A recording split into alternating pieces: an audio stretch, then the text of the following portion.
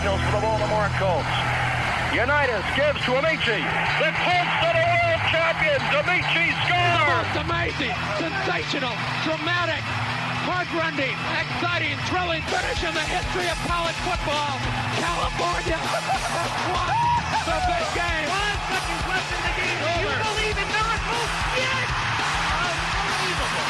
This is Phil Steele. This is Mike Burnham. This is Wes Durham. This is Mike Ashley. Hi, this is Chuck Foreman, number 44 of the Minnesota Vikings. Woo, mercy, this is handsome Jimmy Vane, the Boogie Woogie Man. This is Coach Fry with Virginia Tech Football, and you are listening to Big Dog Sports Talk.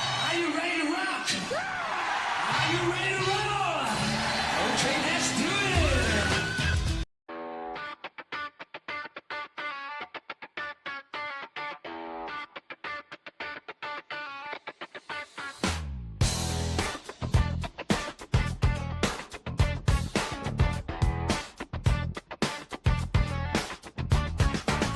Rick Watson's got the mic, he's the big dog king.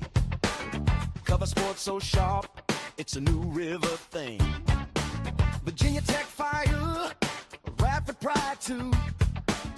Every stat, every play, he's bringing it to you.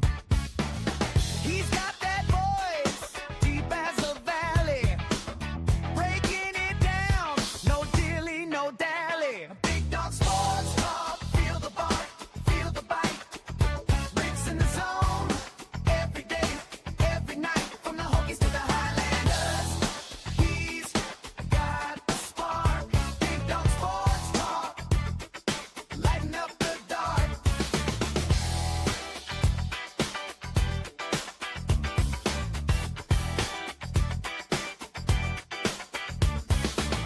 He's got the scoop, faster than a sprint. Calling plays like a coach, every word's a hint. From the courts to the fields, the stories unfold. Rick's play-by-play, worth its weight in gold. With a laugh and a growl, he'll pull you in. Big Dog's podcast, let the games begin. Big Dog Sports Talk, feel the bark, feel the bite. In the zone, every day, every night, from the Hokies to the Highlanders. He's got the spark. Big Dog Sports Talk, lighten up the dark.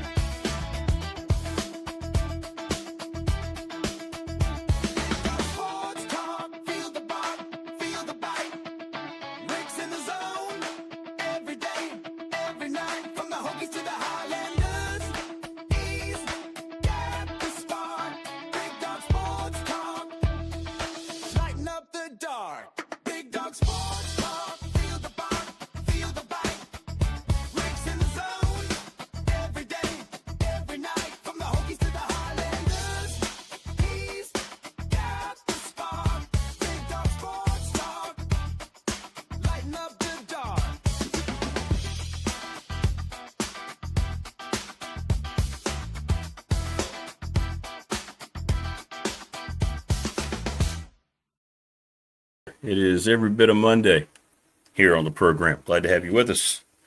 Wherever you might be, hit us up in the McClellan Chiropractic chat room. Good morning, Stephen. How are you? Or also on the Professional Door Incorporated text line 391-0788. Coach Elmo going to join us here coming up. And then we're going to have Jonathan Sweet from Pulaski County Sports Entertainment. Had jet ski weekend. What's up, Leo? Good morning. Hello. Please subscribe. And then Todd Grantham. On the eve of college football practice getting underway tomorrow, today, Tech gets it going as well. Everybody's getting going. And you know what that means? That means we successfully navigated through the first off season of football here on the new YouTube format. And I do believe we did it quite successfully. That means no more dead months now that we're in August as football is here. We made it, folks. Oh, and who knew? oh, Who my. knew? Oh, Who no. knew? Oh, no. That was out of nowhere. Oh! Yeah.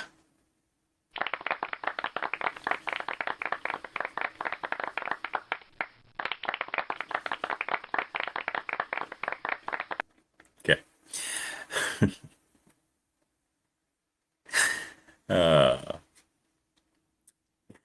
Thanks to Family Fencing.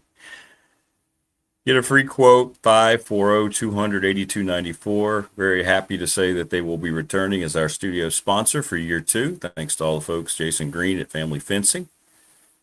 Rising business. We're a rising new show here on YouTube. See how it all goes hand in hand. Mark Hunley, McClellan Chiropractic, 155 Walters Drive. We'll be doing some more video shooting over there. Thanks to Mark for his continued support here on the program. Couldn't do it without all you wonderful people. Visit Brandon at Top Shelf Apparel, 4377 Lee Highway. Thanks to the Montgomery County Chamber of Commerce for all their help. Lawson's Mobile Home Supply, that's over on 300 North Franklin Street in Christiansburg. Give James a call, 5403-818011. Manufactured parts for your home. And he's been going since 97. How about that? Almost 30 years for James Lawson. It's awesome. Awesome Lawson. Hey, I rhyme better than poison. Hey, Wayne? NRV Super Bowl, where we had our bash, 382-5525. Leagues are now forming, men's, women's, mixed league. They also have leagues for kids. And it's just the happy place to be. The NRV Super Bowl. I mean, Coach Elmo was just blown away by it, right? Just blown away by it. Sundown Electric. Jeff's going to send me, people have been asking for the Sundown Electric logo shirt. So we're going to see if we can show you that, what that would look like, how to get one. One of the best reputations, long list of satisfied clients. It is a cool logo. I'm going to show it to you. Superior craftsmanship, attention to detail. Smith Brothers continuing what their father continued here. Let's see if I can find it. This thing's cool, man. I could see this being very effective on a shirt. Look at that. Isn't that cool?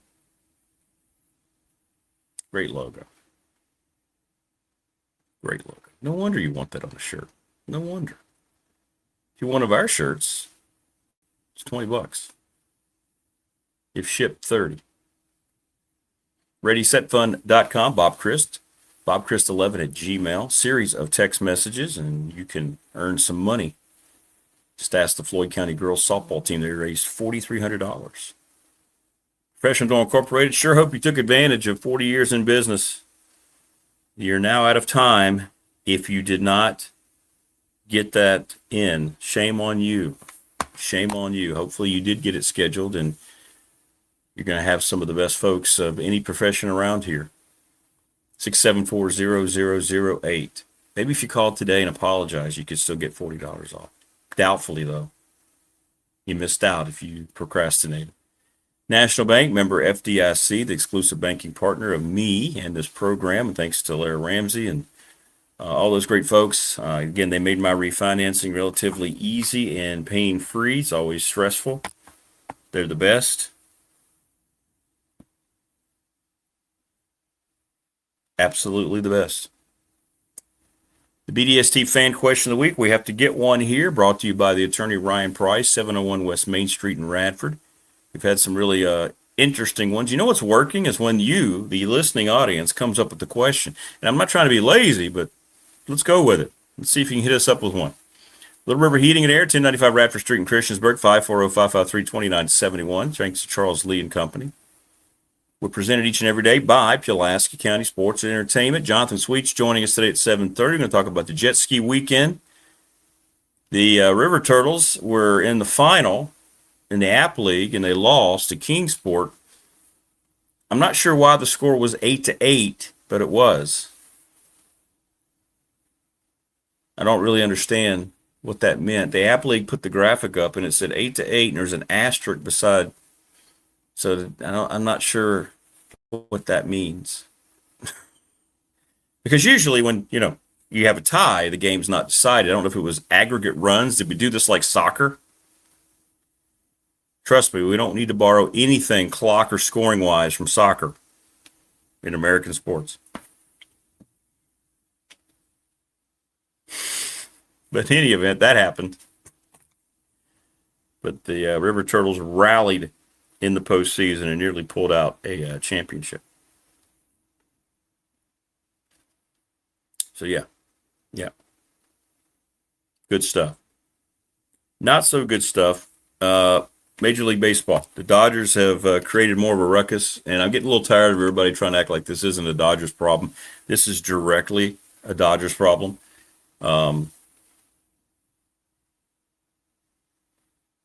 They pulled off a trade that doesn't make any sense to most people. The Tigers are ones to blame as well for what they did in the trade for Skubal, who is their ace, and they got a very minimal return, very fringe prospects. Tariq Skubal goes, or Skubal, I think it's Skubal. He's a lefty. He goes to the Dodgers. It's basically going to ensure that the Dodgers win their third straight World Series. And everybody is very upset. Dodger fans continue to act like everybody's wrong. Of course they are. But I think what the Dodgers are doing now is more detrimental to baseball than even what the Houston Astros did, cheating in 2017. I mean, the Dodgers are taking advantage of a horrible system that's in place.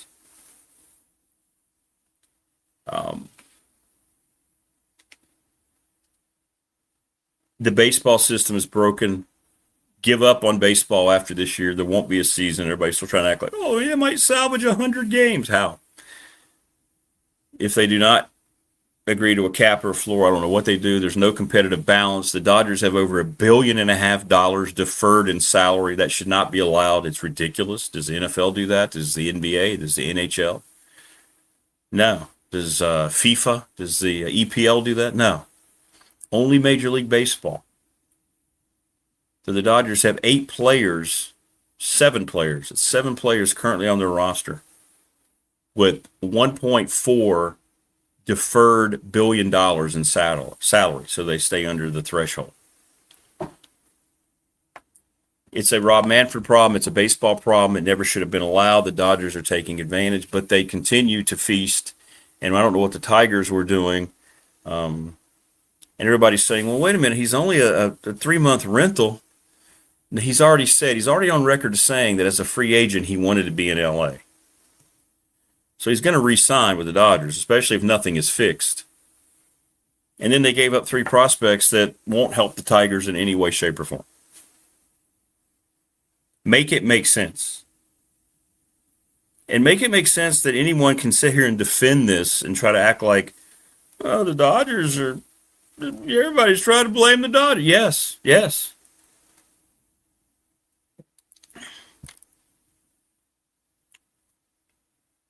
So baseball is screwed. I don't know if that'll upset people or not, but Major League Baseball is absolutely screwed. From Tony Romo's remaining $72 million CBS speakeasy contract, J.J. Watt is about to clean up and show Tony how to add and subtract. Let's hope old Romo gets himself back on track. BDST forever. What's up, Morris? Good morning. Tony Romo. I had a lot of people kick back in comments on our short, acting like I was making a big deal out of it. Well, CBS apparently thinks it's a big deal because they have put him on leave at CBS. I don't know what might happen to him. It's a very bad look for their lead analyst on their number one watch show, the NFL, to have to deal with this. And look, nobody's saying that he shouldn't have another chance. Nobody is saying that you're going to condemn the guy forever for making a horrible judgment. And you saw people quick to defend Romo, trying to put it off on the police officer, who was very nice. I don't understand that. But Romo right now has been very quiet. I think he knows he's in some trouble. And I don't know what CBS is going to do. Who knows nowadays what media organizations are going to do? They pick and choose what offends them and what they need to act on. So who knows? Who knows? But he has declined considerably on air in the past couple of years. We've talked about it. He came out like a ball of fire. He was something that we haven't heard really in a long time, since maybe Madden, the way he was breaking down plays, making predictions, and he had very good timing for somebody coming into it for the first time with Jim Nantz, and then it just kind of all changed. And he hasn't been very good.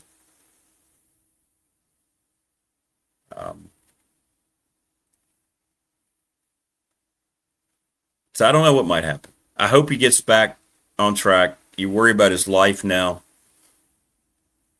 And I've seen the video twice. People were trying to say he wasn't even inebriated. Yeah, he was. I don't know what video you're watching, but yeah, he was. And the problem with it is, if you want to have it shown to you, is that he shouldn't have been behind the wheel of a vehicle. That's the problem. Not the fact that he drank a little bit at the golf course. We're not talking about that. Someone else could have been hurt. You know how that works, right?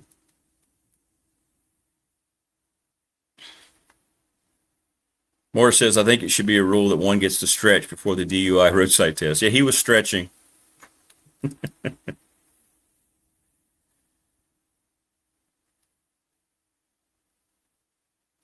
So, yeah, the Dodgers have been the poster boy taking advantage of a horrible system. And baseball is going to suffer for it in the short term. And whether they fix it in the long term or not, I don't know. I have no faith in anyone who runs anything. Look at just what happened in college sports yet again. We got to talk about this with Coach Elmo coming up, Todd Grantham. Now you have all these players suing.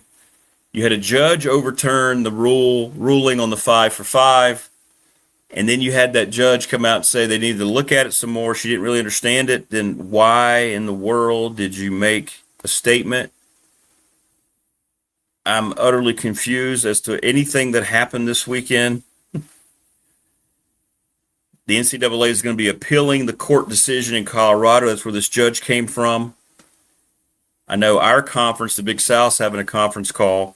But now you have all these athletes that are applying to come back in. Charlotte Sweeney in Colorado issued a preliminary injunction that grants eligibility to all 2022 high school student athletes that exhausted eligibility this spring and competed in D1 sports.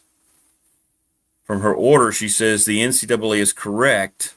A preliminary injunction is an extraordinary remedy, the exception rather than the rule. So I don't know where this is going to head. I don't know what this means for rosters. After our Big South meeting on Tuesday, hopefully we'll have some clarification in how the Big South progresses going forward, is likely how other leagues are going to progress. We have said this, I don't know how many times here on the program. Is there anyone with any kind of sustenance, credibility, authority running anything in sports today? Or is it just all controlled by money and the desire to acquire more? I mean, I know it sounds like you beat a dead horse, right? It's a broken record. You beat the same drum, whatever cliche you want to use, but it never ends, and it continues to throw itself at us almost daily. Those of us who love sports, and it's such a big part of who we are. We are entering an age to where I'm not sure this is going to be able to be sustainable, not only from the financial standpoint, but from our fanship. When does this start just becoming entertainment like WWE? Like, I don't even know what the hell's going on anymore. Baseball is turned upside down. You still have people doing somersaults trying to defend what the Dodgers are doing and what baseball's allowed. You have all this going on in college sports, yet Tech's going to sell out VMI that night. You're going to ignore it because of the game, because of your passion. Again, the fans is what's holding this together. Think about that for a second. The only thing holding sports together are the fans. We, because we're all fans, we are the truest representative of the heart and the soul of sports in this country now. It's no one else. It's no one else. It's not any of the owners of the professional sports, certainly, or the athletes. It's no one in college athletics. It's us. How do things continue to progress and you can keep promoting game nights and new horrible uniforms? Well, because they know the fans are going to be there to consume product.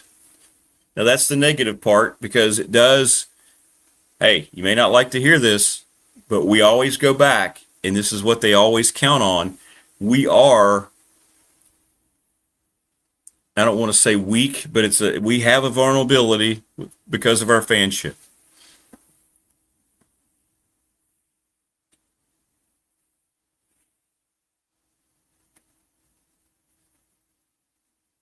Before all this was going on, I remember my dad, and my mom and my dad were big influences on my sporting life. Maybe my mom even more so. She was a massive Cowboys fan. From the 60s, she chose her team. My dad was a Steelers fan. In the era before they got good, he started rooting for the Steelers in the 60s, the late 60s, before Chuck Noll, before the historic draft, before Joe Green and Mel Blount and L.C. Greenwood and Mike Webster and all those guys came in. But he would say, as he's gotten older, he's gotten less affected by it. His fanship waned. He didn't like even in his day, right? You know, the money. Your dad's been gone now, going on 7 years. Hard to believe. But if he were around today, I can only imagine with college sports and with what he sees what's going on in the pros.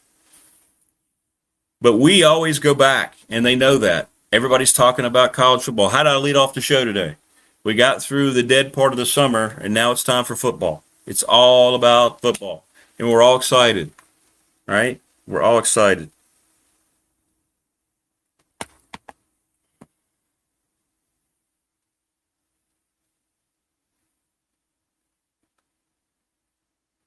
But we're always going to go back. We're always going to go back. The VHSL getting a lawsuit from a student wanting an extra year to get better college offers will happen one day. Yeah, probably so. Probably so, Matthew. DeAndre Hopkins isn't playing football anymore? I had no idea. What did they hire DeAndre Hopkins for? Really? I thought he was still in the league. Did he retire? I thought he was still playing.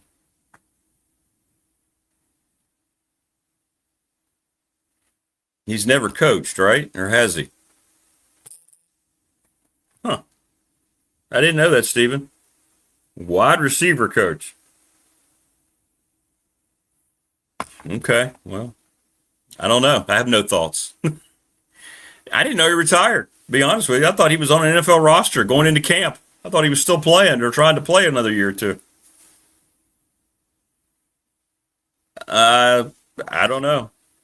Probably for recruiting. Probably not. And what I mean by recruiting is getting to convince kids to go for the Georgia Tech money. I don't know. I don't know. He's a name. You certainly can't say he was hired because of his coaching prowess, because he hasn't ever coached. So I guess we'll see. I guess we'll see. He also says he's not retiring. Well, how's that going to work? Is he taking a year off? Is he hurt? Is that what it is? Does he have an injury? So he's gonna coach wide receivers, but he's not gonna retire from the NFL.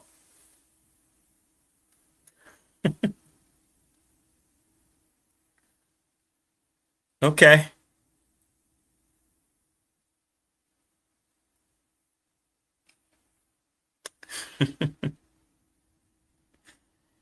We're trying to get Jack Turner set up. He's been unable to connect to our studio. We're trying to figure all that out. So we're trying to work that out with Jack, who's now at Pikeview, West Virginia, coaching. By the way, I've seen Brand New Day, the new Spider-Man movie, and I have thoughts. It made, and you got to keep inflation in mind, but it made the second most money ever in the history of filmdom in its opening weekend, second only to Endgame. $927 million.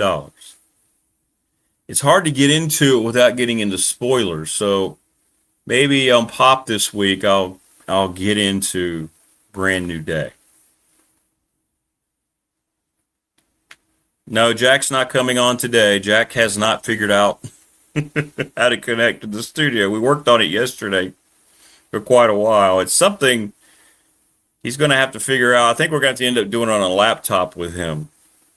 We were hoping to have him on today. That was the plan, Low Country, but it didn't work out.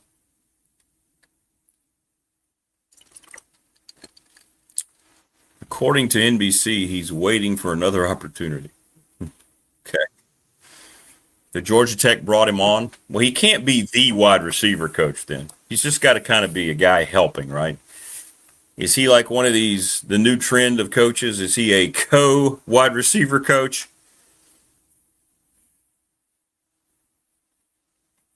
Still don't know what the hell that means. Hey, what position are you? I'm the defensive line coach. Oh, yeah? Well, hi, my name's Ed. I'm now your co-defensive line coach. Oh, okay. My guess is that there won't be much of an impact then if he's looking to play football again, DeAndre Hopkins.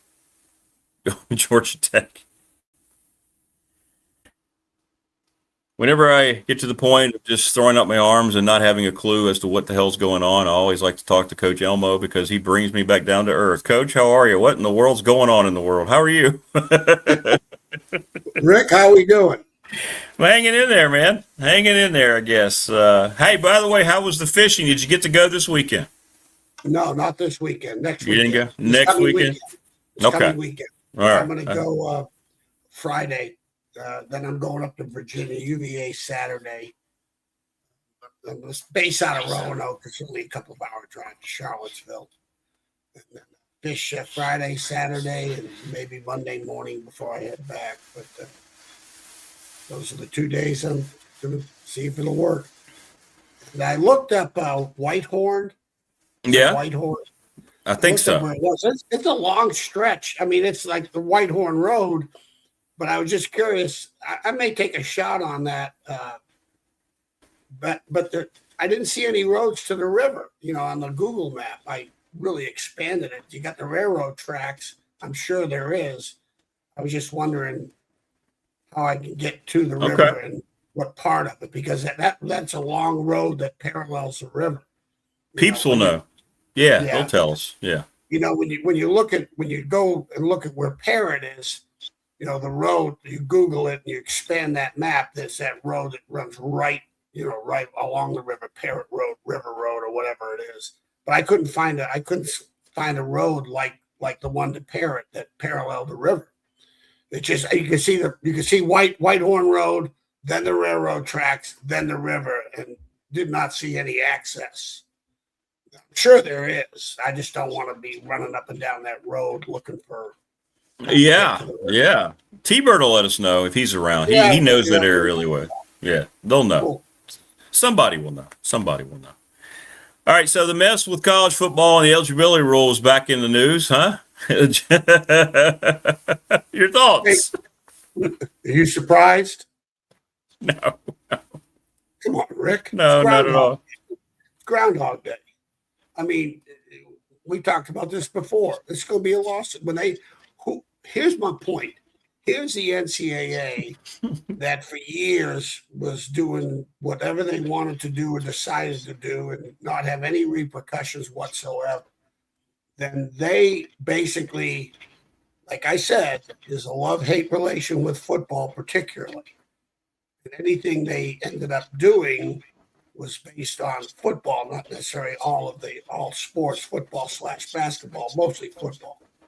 And basically it's they decided to really do a middle finger to football and say, okay, enough of your crap. We're going to open this up.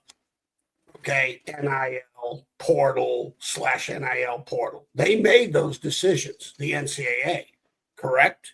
I think I'm right on that. Somebody did. It wasn't the government. It wasn't the football coaches. It wasn't the athletic directors to a point, but it was the NCAA, which is president's athletic directors, that they decide because of the lawsuits and the Ed O'Bannon case, starting with him and moving on, because of the lawsuits, the amount of money and time they would be spending in the courtrooms. Just don't forget, they got to spend when they get taken to court. They're not getting. It's not for free. They got to pay their attorneys whatever thousands of dollars per hour they're getting, and there's a little bit like, is it really worth the money to pursue this lawsuit that we're going to probably lose? No. So they don't even fight some of it anymore. That's my guess. I'm probably wrong on it. I don't know. I'm obviously not an attorney. I've never talked to one. But, they created this mess by initiating, the NIL and the portal. And now all of a sudden they're going to come out and flex a muscle. They're going to go do a bicep flex on numbers of years of eligibility. What? You can't fix the bigger problem. They just decide, oh, you know what? We're gonna show people that we're still the NCAA. We're still. What? So they probably huddle up, right? Let's huddle up. Attorneys from the NCAA. What do you think? Can we get? Yeah, no, we should win. We're okay with this one. Yeah, right. They lose again. They're going to lose. They're going to lose.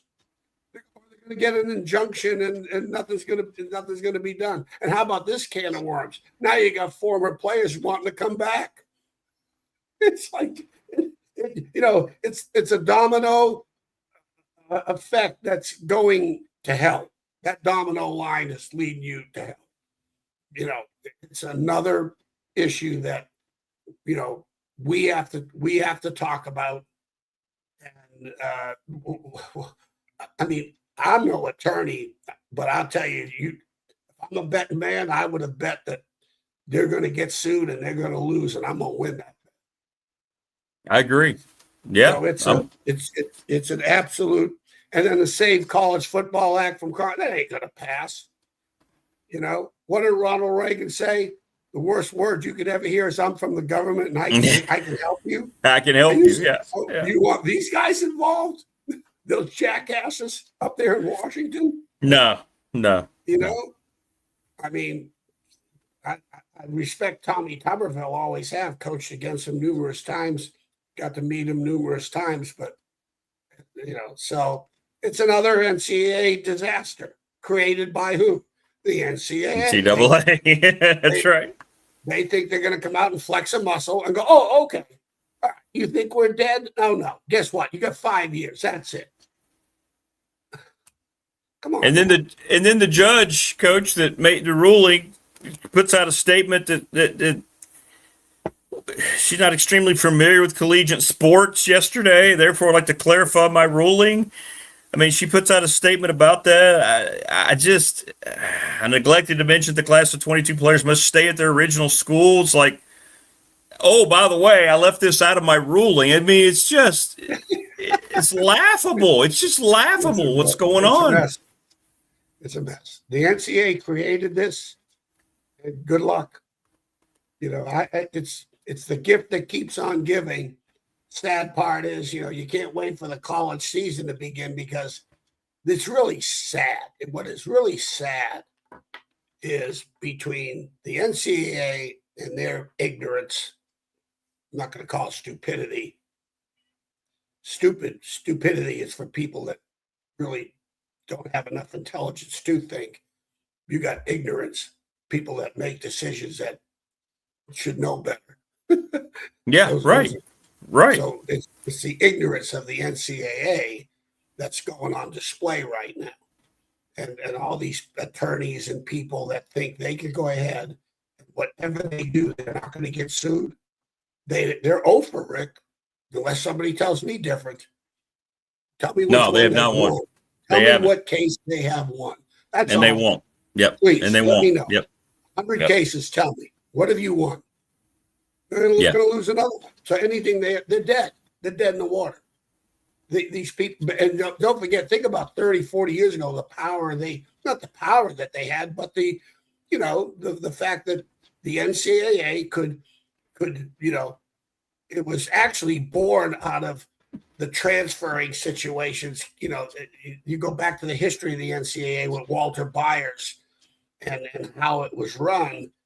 Those days are over. They're dead. I mean, it's over. That is not going back. And so guess what? The 10% club is they're okay with. They don't care. Ohio State, Alabama, SEC, Big Ten, they could care less.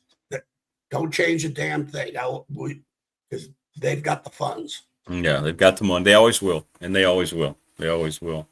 Do you think if 20 years ago, 25 years ago, the NCAA would have said, you know what, before O'Bannon was ever a thing, 30 years ago, whatever it was, we need to come up with a revenue share. We understand that these young folks in football, especially, and college basketball are made. You think if they'd have just opened that up and just, started sharing the money then, it would have obviously gone up as the contracts gone up, and they treated the student athletes like partners as opposed to just being, workers who didn't get any money. You think we'd see this kind of evolution to destruction that we have today? That's too much common sense, Rick.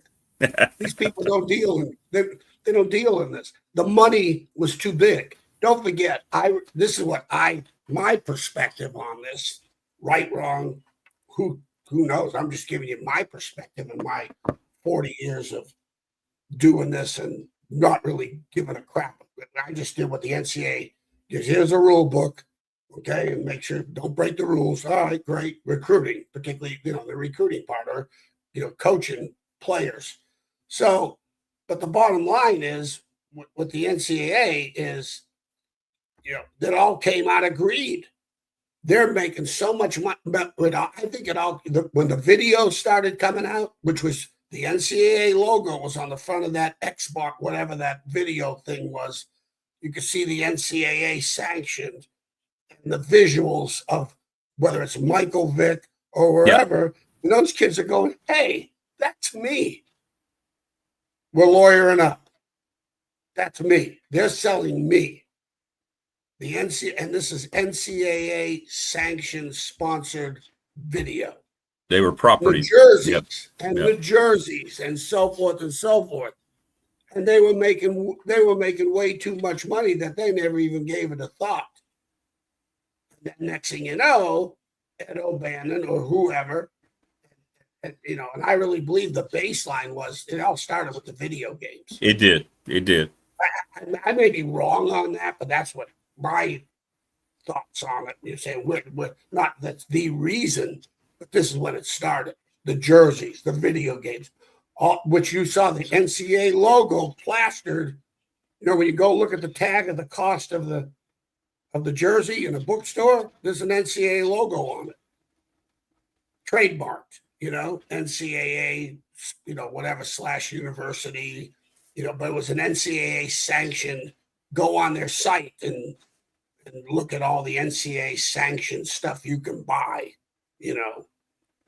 from some stuff from a university. And I think there was too much money involved. So they said, no, they didn't even give it a thought. They were just making a ton of money. And all of a sudden, someone said, whoa, wait a minute.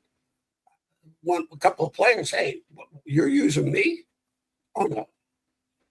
And then they decided to do the NIL, because remember what happened to the days when the kids were bitching and pissing and moaning? We need to go out, we need money to go to a movie and get a pizza. Right. Remember Yeah. that? You know, Yeah. Oh, hey, yeah. Oh, yeah. you know, we need money to we can't even afford to go out and have any kind of social life. Oh yeah, no, but now we need money to go get a Lamborghini.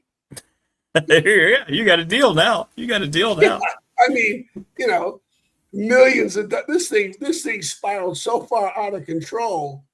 It's the endless circle. So yeah, it's a mess. About 10 years ago, Coach, I got called into the athletic director's office because it was pouring down rain one day. I was driving across the bridge. You've been to Deadman. You know the bridge I'm talking about. Yeah. Oh, yeah, exactly. And there were two of our basketball players, and they were caught in the rain. They gave them a ride, and that was illegal. I said, guys, jump in, man. Y'all are getting soaked. And so I let them out. And they were thankful, and apparently word got in, and I get called in saying that I broke an NCAA rule by giving the gentleman. I said, are you kidding me right now? Really? Okay. Yeah, that's a true story. Yeah. Well, you know, Rick, you look at that scenario and think about athletics now. Hey, those kids would be in their Lamborghinis picking you up in the rain. That's true. That's true. Rick, you need a ride? Yeah. I don't know if they're driving Lamborghinis at Radford, but at least whatever, Toyotas, whatever they're driving, you know. So, yeah, just trying to help out people who obviously didn't need to be that wet. But no, I can't do that. Can't do that. Oh, you know, years ago we used to bring kids over the house and, you know, or feed them and give them meals, things of that nature. I mean, just look at all the things that some coaches did, like the UNLV what was his name? Yeah. Jerry Tarkanian. Yeah. Jerry Tarkanian. All the things he did that were just, you know, and he won. He sued the NCAA and won. He won his lawsuit. He did. Against the NCAA. But think of all the petty. Hey, let's pick these kids up out of the rain, and you get called into the AD's office because it's illegal. How petty was that compared to what they're doing now? That's how ridiculous it was. Yeah. That's how inconsistent the NCAA. It's a joke where they had been. All those poor guys that are records taken away, coaches getting fired or relieved, breaking NCAA rules, blah blah blah. And now they should be ashamed of themselves. Ashamed of themselves. They should reinstate all the records and all the. Yeah, I'm not so surprised. Like some of the coaches that were, you know, that were fired for some offenses that were just ridiculous. They should go sue the NCAA.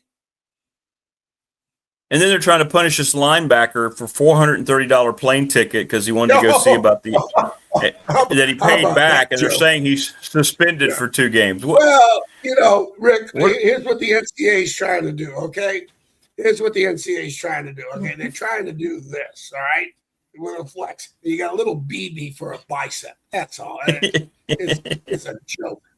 It's not Popeye, is it? No. Oh, hey. Oh, by the way, we're the NCAA. You plane ticket? Oh, come on now.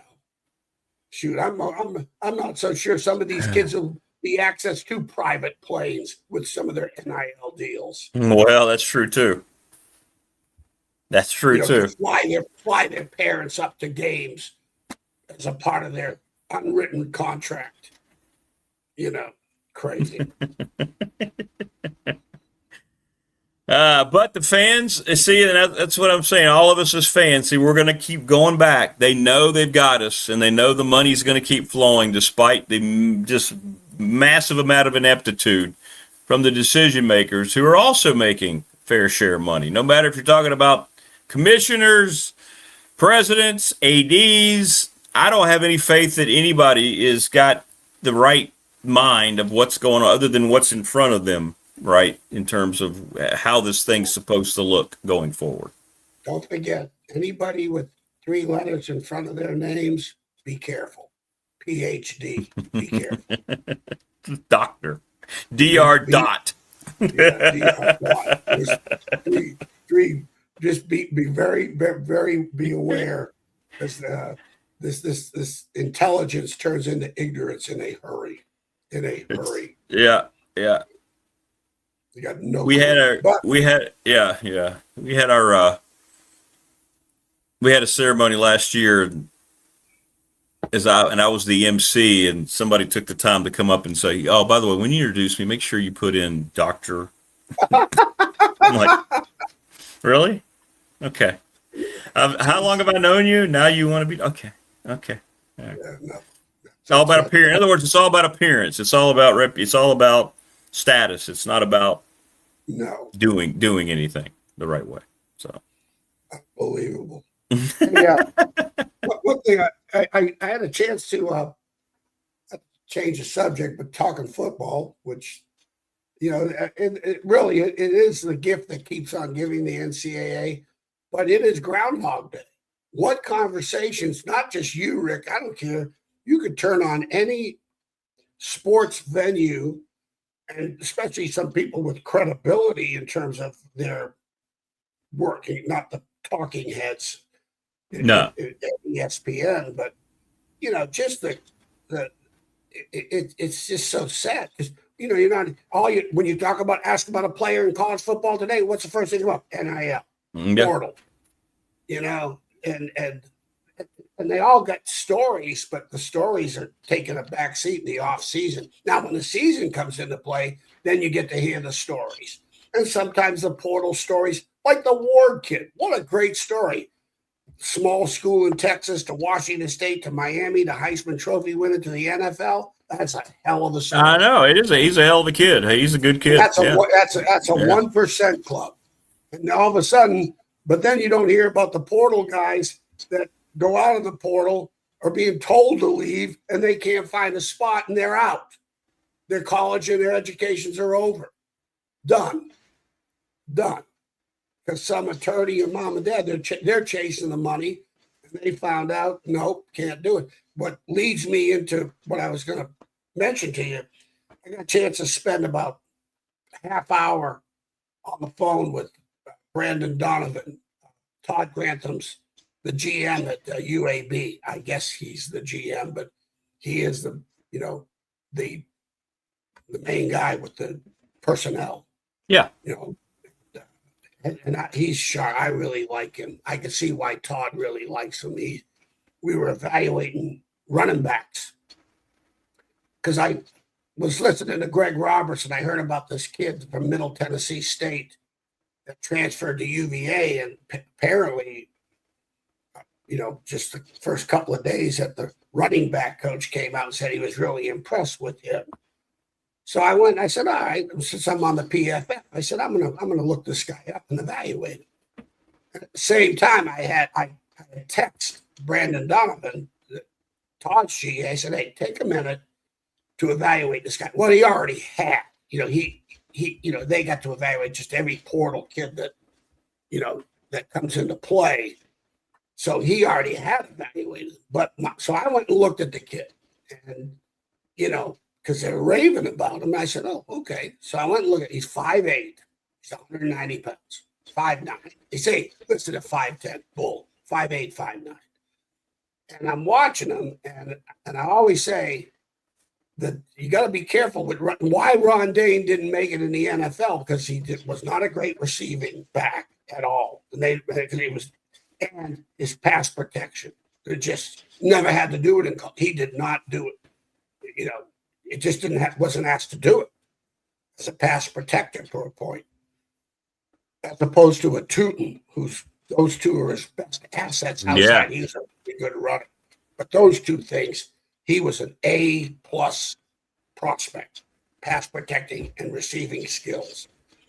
Well, I'm watching this kid at 5'8", and I'm sitting there going, I'll tell you what, if he's in the game and I throw drop back pass and they're blitzing linebackers, and he's got, whether he's dual reading or assigned as most times to the backside, it's a man protect side where he's got the first inside to outside backer, which one of them comes first, going inside out.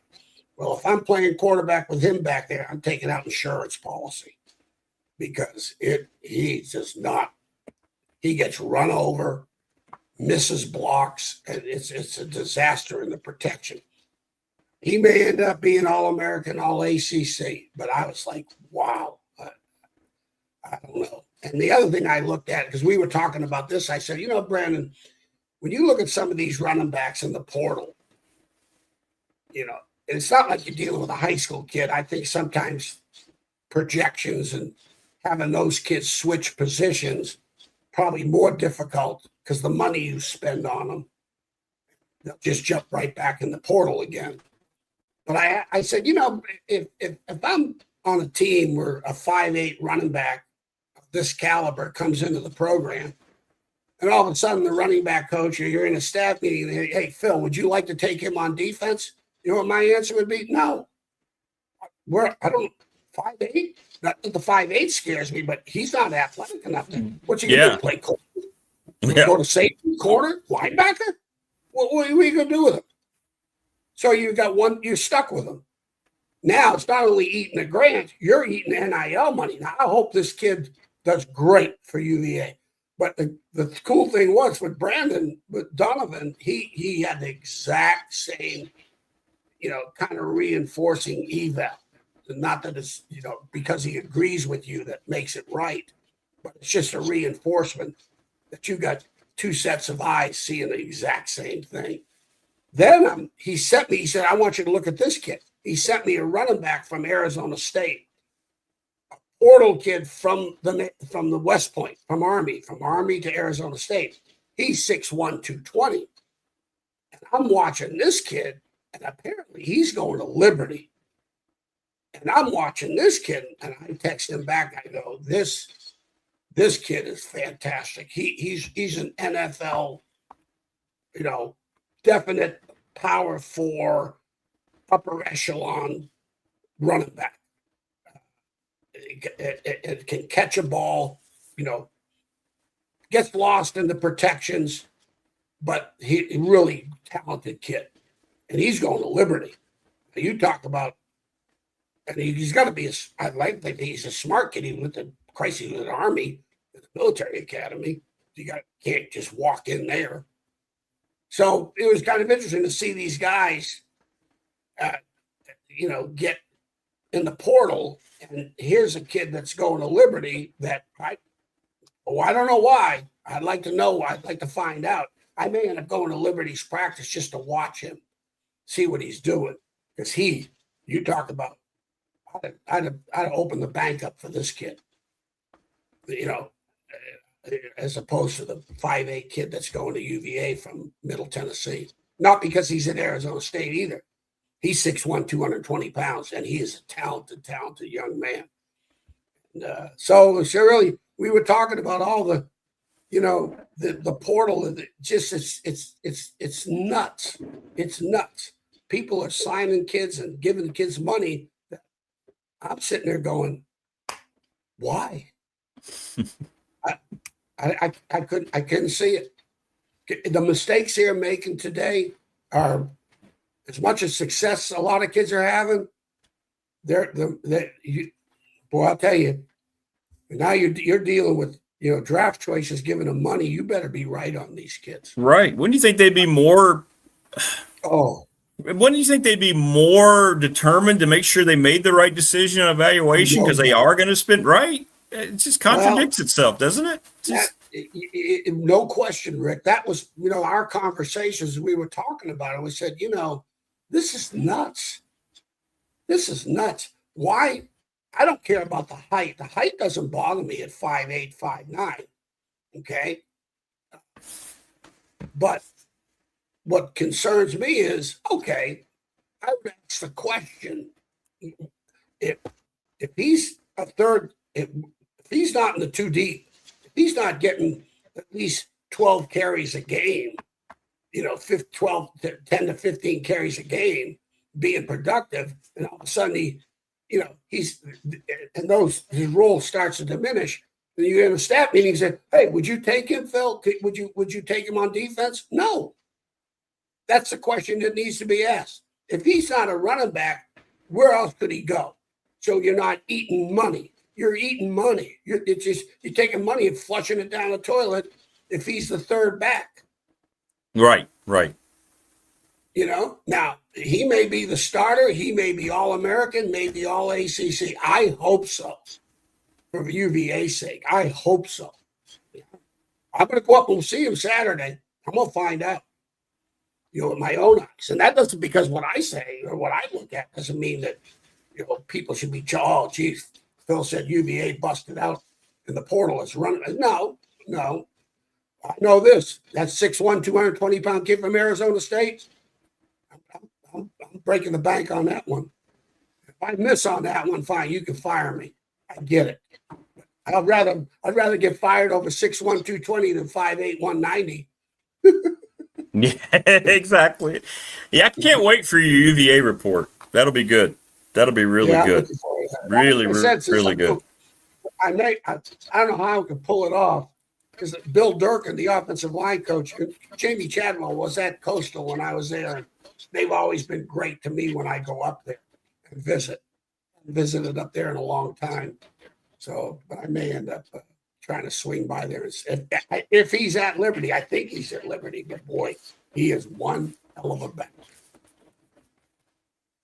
Well, that'll be. And by the way, we need to remind people you're going to be doing great previews and then evaluations of why what happened all season long, as you've done on Greg's show for a while, right? That's going to be great for Virginia Tech games. That's going to be awesome for our Tech.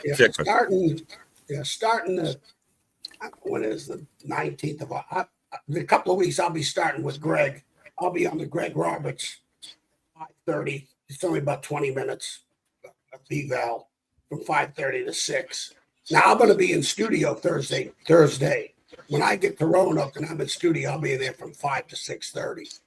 And this coming Thursday evening, we'll probably talk about UVA, Virginia Tech, particularly the portal kids, which impact players, which I made my list of what I consider impact players for the season, And, the thing is, Rick, you think about Virginia Tech, and I can see why the cautious optimism from Coach Franklin. You look at his portal kids, a lot of them from Penn State, not all of them, but redshirt freshmen, or they were freshmen and sophomores. There were very few juniors, and I don't think he brought a senior there, with eligibility. But most of the kids were first or second year players that he brought from Penn State. Then you got the freshman class. And like I said, a lot of people, when I got to Tech in '93, I was always told, you got 7 starting returners on defense. I go, to beat Temple and JMU, I don't need any one of them. I'm not excited about that. Okay? I got 7 guys that returned that beat Temple and JMU and got their ass. So, to say anybody's returning for Virginia Tech that won 3 games and got woodshedded by ODU, they better show me great improvement. Trust me. They better go see the Wizard. Go see the Wizard. So because, he's going to have you talk about a young team, it's going to be Grunkmeyer's only a freshman, a sophomore. He's had 7 starts. That's all he's had is 7 starts. And I told you, you watch the Iowa game, and you could see his inexperience in the Iowa game. It really exposed itself, that game. Now, the other games, no. But that game, so he's got to do a lot of maturing, and I'm sure he will as he gets into his second year, and it should be a lot of fun, to do that. I think the wide receiver from Duke, he's a gamer. He'll change the game, the transfer from Duke. Yes, tight end from Penn State will change the game. I don't know if any of those guys on defense you can talk about in the same breath as as you can about the receiver from Duke or the tight end from Penn State. Where on defense can you have that same conversation about some of their players? As he called them, erasers. That's the first time I ever heard that term. But where's Cornell Brown over there? Where's Corey Moore? I'm with you. Those? Yeah, right. I can see why they're he's cautiously optimistic, and I'm not getting into the wins and losses, because, college football today is to predict. Don't forget, Clemson was supposed to be in the national championship game last year. Picked number 1 in the conference.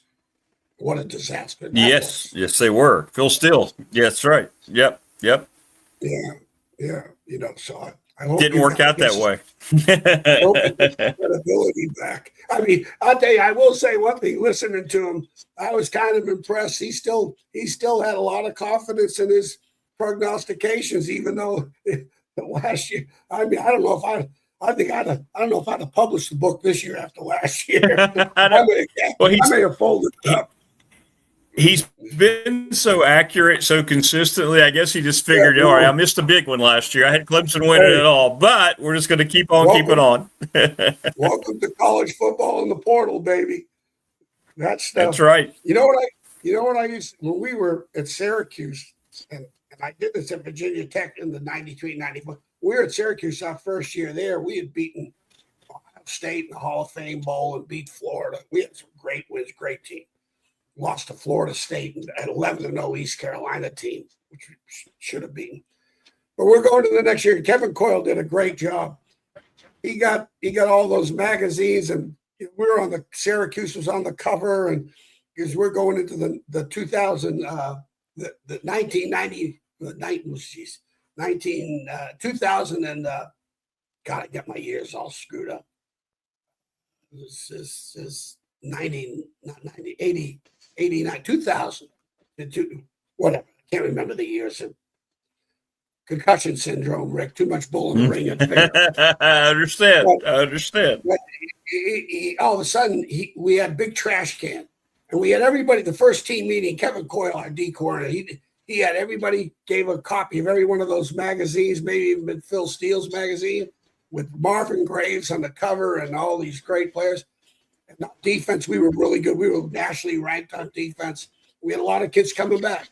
So he sat there and he had everybody open the page and read all their accolades. And he said, now, see that trash can? Everybody pick up the magazines and throw it in the trash. Throw them away. Throw it away. Just get rid of it. Yeah, like Nick called it rat poison, and Coach Pasqualoni said it's like poison. You swallow it, you're going to die. So it was so you got to, so I'm looking forward to see what they're going to do this year, and it'll be interesting. He's got a young football team, very young football team, so. Hey, by the way, my Red Sox, baby, took 3 from the Dodgers. They did. That's good. Anybody who beats the Dodgers is good. Yep. Right. 4 home runs, Rick. They had 4 home runs in one game. 4 in one game. They're 31-6 since June 19th. 31-6. Huge. They've gone from 14 down. They're 5 out. They might be the West. They might be the best team in the American League right now. They are right now. From June, best record in baseball from June 19th on. They lost 5 games since June 19th. The month of July, they're like 21-3. Roll Sox, roll. Oh yeah, no, it's like wow. And they got a manager that they brought up from the AAA league. That knew, and what's interesting, I didn't realize this. The announcers were saying they brought him up and gave him the keys of the building, but he was the AAA manager that knew every one of these players. And that's right. He developed a lot of these players. Yep. Think about that, Rick. It'll be the last year of baseball for a while, I think. Yeah. You know what? I don't care. As long as they win the series this year, I hope they get to the series, win the damn thing, and they shut it down. They shut it down.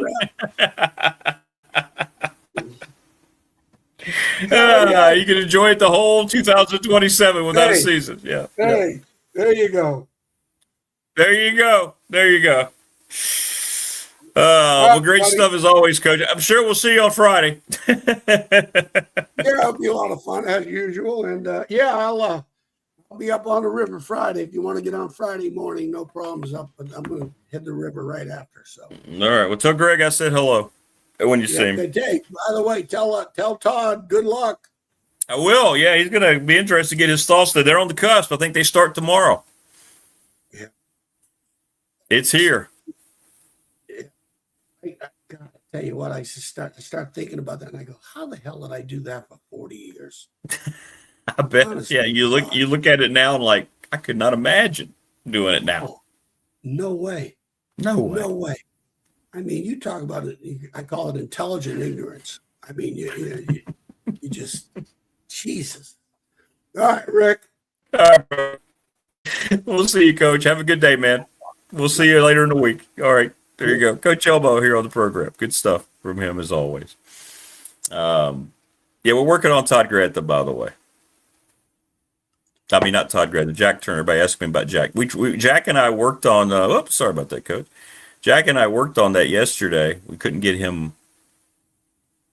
get him hooked up, so we're working on getting Jack hooked up. Family Fencing, sponsor of our studios, 54200-8294. For some reason, his phone is automatically blocking the prompts from StreamYard, which is the studio that I use. So I think we're going to have to do it via his laptop once he gets to school one day. We'll figure it out. Thanks to Family Fencing coming back year number 2 as well. McClellan Chiropractic, thanks to them. Mark Hunley, 155 Walters Drive. Appreciate all of his fine assistance. Jonathan Sweet's going to join us at 7:30 from Pulaski County Sports and Entertainment. Our title sponsor, who will also return as our title sponsor, thanks to them. And we look forward to getting caught up on Jet Ski Weekend. Little River Heating and Air, 1095 Radford Street in Christiansburg, 540-553-2971. Looking for our attorney, Ryan Pry. BDST fan question of the week. What's it going to be? Trust and estate planning. Y'all have done such a great job the last couple of weeks. I'm just going to let you roll with it for a little bit. We've got to have it by the end of the day or tomorrow morning, though. National Bank member FDIC, the exclusive banking partner, BDST here on YouTube. 35 years that I've been with them. Congrats to Larry Ramsey doing a great job as the new president. Professional Door Incorporated, hope you took advantage of celebrating 40 years in July, 40 years in business for them. Residential, commercial garage doors, family owned and operated. You can reach out to them daily, 540-674-0008, sponsor of our text line. ReadySetFund.com. Reach out to Bob Christ 11 at Gmail and read up on the Ready Set Fund if you need some funds for new uniforms, equipment, whatever it might be for your team. Sundown Electric, excellent reputation, one of the best client satisfactory responses that you're going to find of any business down in Elliston. They always keep pricing down, and they leave no stone unturned. Just like the NRV Super Bowl, who hosted us for our bash. 540-382-5525 leagues are forming, men's, women's, mixed, and also for kids. Lawson's Mobile Home Supply, 300 North Franklin Street in Christiansburg. Give James a call, 540-381-8011. Manufactured parts for your home. Yes, have some. All right, so I'm going to do this. Is it this one? No, it's this one. There we go. I'm going to do this, and we're going to look at this. All right, there's your 2026 Virginia Tech football schedule. And I put this up here because you see what Vegas is saying right now. This was updated over the weekend. God, I hate that stripe. Let's hope that stripe does not stay on the helmet. Over and under on the win total, 6.5. ACC championship odds, 25 plus 2,500. And of course, your Natty hopes plus 40 grand. That's what Wayne bet on, right? Wayne, didn't you put money? No, Jen did that with South Carolina. That's right. So that's the latest thing that came out this weekend. I'm not sure exactly which. If this is, what is it, Kashi? I don't know who did this. If it was FanDuel, I don't know. Caesar Sportsbook. One of the folks put that out this weekend.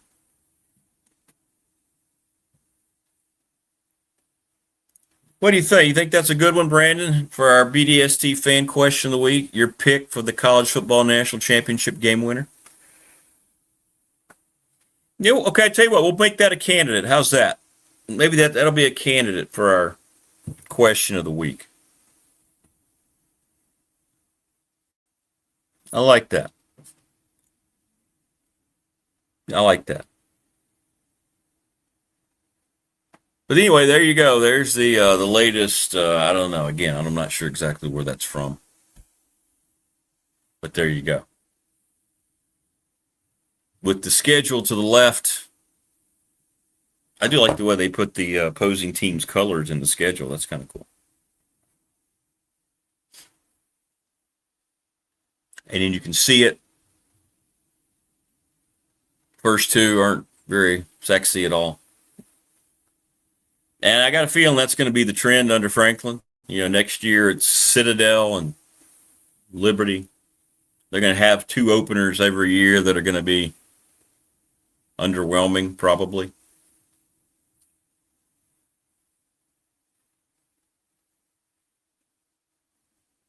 Yeah. But I think 6.5 feels like it's a little low to me. I had them 7-5, so I was around that.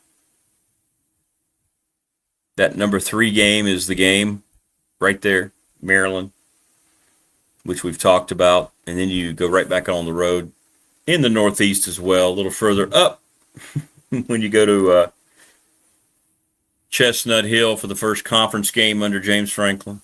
And then that Friday night game against Pitt's going to be wild. But you can see a world where Virginia Tech navigates those first 4 games, that first month, 4-0, if things fall into place.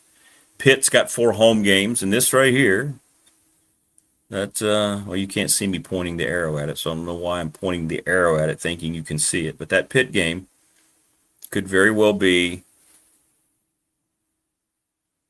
2 4-0 teams. Could happen. I had Tech 3-1. I had them losing to Maryland, although I would not be utterly surprised to see them win it. I don't know what Maryland's how they're gonna respond.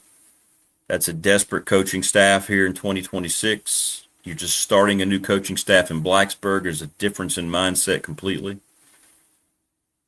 Narduzzi's going to bring a flying defense and a lot of solid running backs and a good offensive line.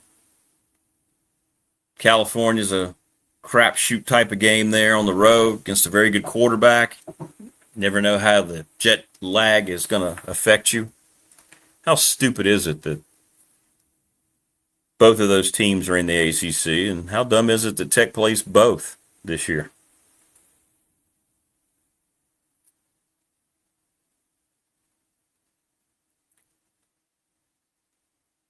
Georgia Tech, always a battle. A lot of people really like Georgia Tech. Phil Steele has them pretty high, right? 4th, we'll see. I think losing Haynes King is a massive, massive thing to get over.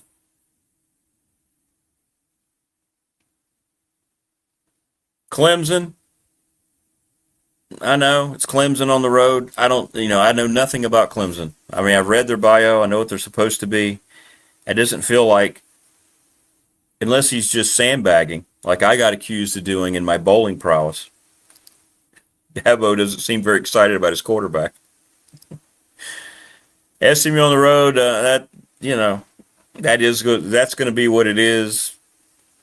Stanford likely will not be much resistance at all. They don't care about football at all anymore at Palo Alto. And then the Miami-Virginia game. So there you go. 6.5. That's why I put this up there. I thought it was interesting. And however you want to see it and whatever you think about it, who knows? But I guess I'm going to do my best to throw myself into just worried about game results and talking about the games. I'm going to try to suspend belief. Try not to allow all the issues and the constant, it just seems like it's just the framework of everything is completely shattered. And I guess I'm just going to have to try to keep a linear focus. I know people don't want to continue to always be reminded of the negativity. So I'm going to do the best I can to make the games and the what we're watching as fans, the thing that we focus on once we get going. Brandon says, I don't accuse Rick, I just speak facts. Bowling game was 100% safe. Wayne says we will have a 2,000-yard passer this year. Should, but. So I'm going to do my best just to focus on football. I get tired of having to address these things, but I know it's important to people. You can't treat the audience like they're not intelligent enough to understand everything that's happening. So we do have to talk about it. And when you saw what happened this weekend, it was ridiculous. But you're going to start seeing video tomorrow of Tech at practice. And you're going to start seeing formations and passes and coaches talking about the team developing. And this is where we kind of get lost in it. And it's the power of our love and our affinity for the game of American football. You know what? I'm not going to say American football. It's football. Soccer, you can do you, and you already done yourself here in this nation with the World Cup. I don't need to quantify it by saying American football. Football. It's our sport. I'm not going to feel guilty about trying to say that it's our sport. There's no American guilt. You can revel in soccer and football all you want. That's great. That's your sport. That's awesome. But there's a reason that our creation is what it is. Like you look around now, I mean, it is everyone in every community that has a Division I school, or especially here in our case, a power school, everyone's focused on the football season. High school football practice started late last week. Everybody gets excited to see high school football practices start.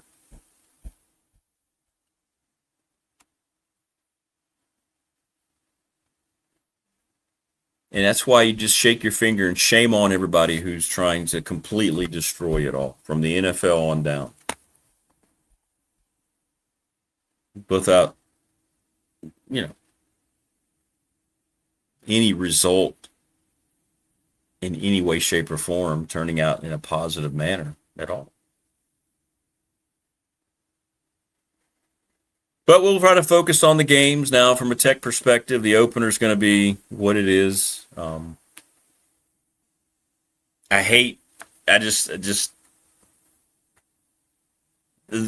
first game for James Franklin in Blacksburg on a Saturday night should not be against VM. Now, you can defend it all you want. You can try to say things that aren't true, that was always the opener. No, they had a choice. They made their choice. That should have been James Madison. And they would have a whole different vibe going into opening night, right? Billy Napier versus James Franklin. Former college football participant from last year coming into Blacksburg. It would have been a storyline that would have just... You're talking about trying to raise money. You're talking about trying to make awareness about all these fundraisers you're hiring and all this conversation about trying to more. You open up with JMU, you pull out a win, you have an opportunity you know how excited people would have been. Now you're going to have people excited for the kickoff of football season. You're going to have people excited to see James Franklin there and Ethan Grunkmeyer and all these players. But then, midway through the second quarter, when the game is no longer a functioning contest, you're going to go, okay, time to start drinking more. And I don't think it would have been that way if it would have been the Dukes. But anticlimactic is a good phrase to use. And I know people will say, hey, it would not have benefited Tech to play that game. Tech gains nothing. They could have lost a lot. Okay. What kind of a message is that sending? Well, we might lose it. Could possibly lose it. Let's just not play it. And I know the cadets, I saw a nice article about their new coaching staff, and I hope they end up, improving. Can't get much worse than where they were headed. Now that coach is on Tech staff. So maybe it'll start to turn the corner. Maybe a game like that puts them in the right direction. But no matter what the score is at the end of that game, it's going to help VMI a lot more than it's going to help Virginia Tech going forward in terms of competition level and who you're playing. Who does Old Dominion open up with? Now that we're sitting here having football conversations, who does Old Dominion open with? Anybody know? Page 284 in the Phil Steele College Football Magazine. Hey, only $25. It's yours. Norfolk State. Oh, look at Mike Vick. Okay, so neither team's going to have. I think Michael Vick is going to have a better football team, but probably not going to go well in that opener against Old Dominion. So both teams are coming in to that game really kind of unchallenged. I guess it helps organize your new team, though. New quarterback, a lot of new offensive personnel at ODU. And the same thing for Tech. You're getting personnel on the field and getting them there in front of the home crowd, at least. It's the sport of kings, better than diamond rings. Football. All right, so I've had 5 people ask me, hey, you dropped that little comment in there about seeing Brand New Day. Now people want me to talk about the movie. It's tough. You don't want to spoil it. It just came out, and I don't want to be spoiler guy. If you're going to do spoilers, you need to say, okay, spoilers are happening now. So I don't want to do that right now.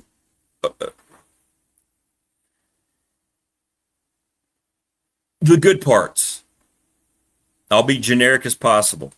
Great action. You see Spider-Man doing things that embody Spider-Man from the comics to earlier movies. It's by far Tom Holland's best embodiment of Spider-Man and Peter Parker. It's like he's finally made it his own. I didn't think that was the case in the first 3 movies. So he's good in it. The problems that I have with it, and there are a lot, have nothing to do with Tom Holland. He was good. He was good.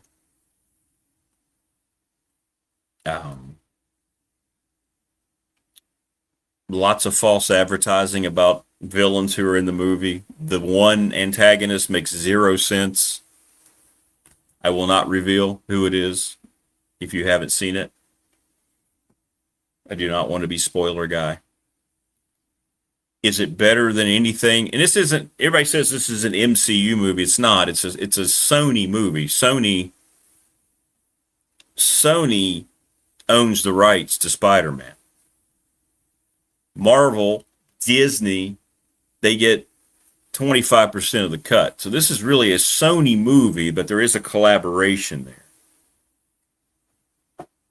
Rick wanted more romance in Spider-Man. I'll say this, and I guess because they're husband and wife, Tom Holland and Zendaya have to be in every movie together. I was hoping that they would just, and I knew that wasn't the case when I saw some early things, but I wish they'd have just gotten rid of, that's not Mary Jane, by the way. Her MJ is not Mary Jane. I wish they'd have just cut ties with her and Ned, he was never close to Ned in the books. That whole thing, him pining away constantly for that, just didn't need to be there. They could have just started anew without them. Because I think Tom Holland's performance is strong enough to where he didn't need that aspect of it. Bring other characters in. Jay Jonah, where's he? Where's the people he worked for at the Bugle? Develop Peter Parker more. They didn't do that.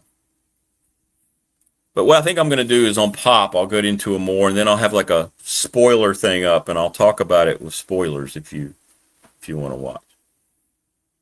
Is it worth seeing? Yes. If you like those kind of movies, yes. I do not regret seeing it.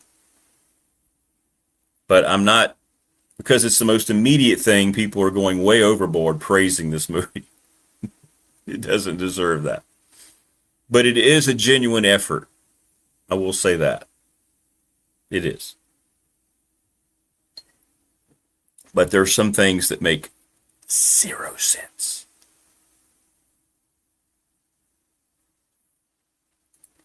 But Tom Holland is good in it as Spider-Man. He's going through a lot of stuff in that one. I just wish some of it wasn't always going back to the relationships he lost because they had the spell put on, which never made any sense either. Really lame summer movies. Yeah, now there's nothing. Like right after this, now the Odyssey's going to do $1 billion. I think once the numbers come in today, we're going to find out that Brand New Day did $1 billion worldwide in an opening weekend. I know inflation. That's amazing. Bigfoot thing comes out in October, I believe, Wayne. It's kind of weird. They don't have a service yet that it's going to show up on. But there seems to be October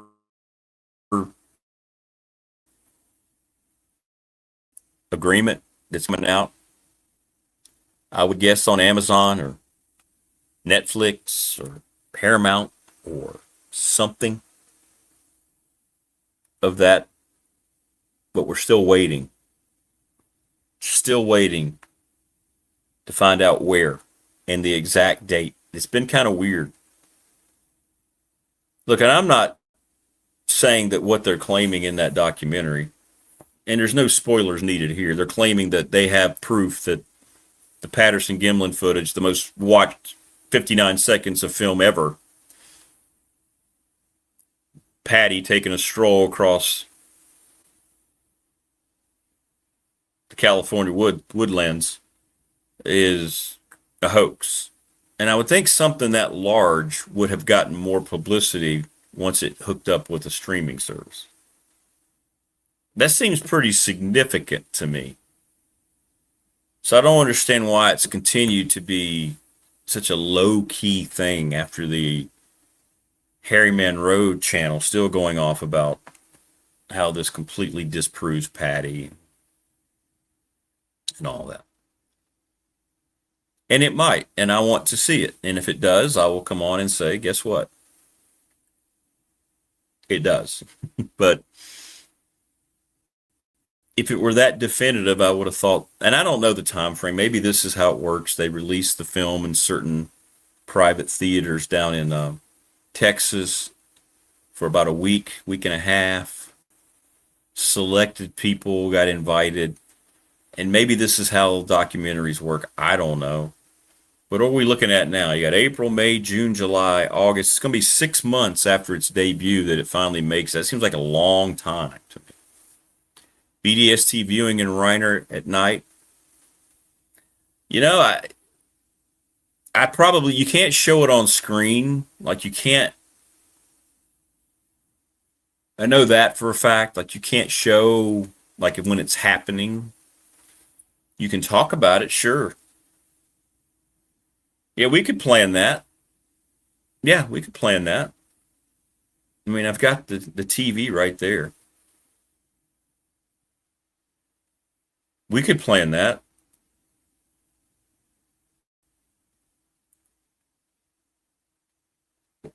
But we'll see what it is. We'll see if it ends up being that. I don't know. I don't think it's because of lack of interest. I think people care about the topic. And I'll tell you one thing. If it does prove that the Patterson-Gimlin footage was a hoax, you think about 60 years that thing has gone on, and we've seen both sides of it. Jeff Meldrum, God rest his soul, is apparently shown in the movie, and they claim, well, this changes everything, that it kind of devastated him. I don't know if that's the case or not, but I know he passed away shortly after. And, you know, sometimes it's been such a large part of his life that maybe, just maybe, that ended up destroying him. I don't know. I just don't know.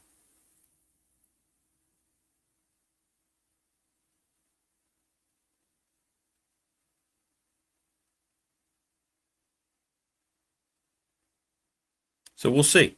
We'll see. But yeah, it's worth seeing. Those of you that are hitting me up on the professional door text line, yeah, go see it. If you want to go see it, go see it. Spider-Man, I mean. Yeah. Yeah. I don't go into any movie now with any kind of big expectations, because I know what Hollywood represents. But there was a genuine effort there to tell a Spider-Man story. It just gets clogged up with way too many side characters, and really no explanation or development of the biggest antagonist in the movie, who just turns out to be pure evil when this character has never been that. And I get so tired of the Ned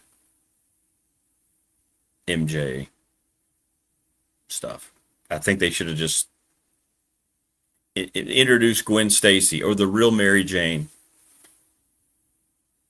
or the Black Cat. Over here in Christiansburg, Wayne.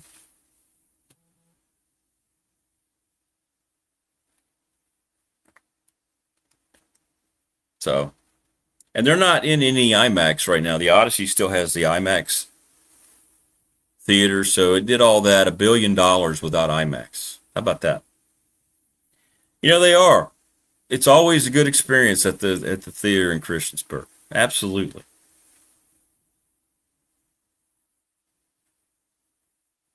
And yes, by the way, it was packed out. It was. There were a lot of people there. A lot of people there. So, but go see it. Go see it. It's definitely not Supergirl, which is inarguably one of the 5 worst movies I've ever seen in my life. By the way, it has surpassed, the weekend for Brand New Day has already surpassed the combined money of James Gunn's Superman and Supergirl. Total box office.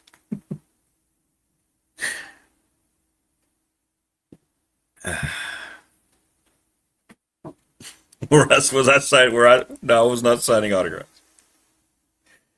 No one cared that I was there.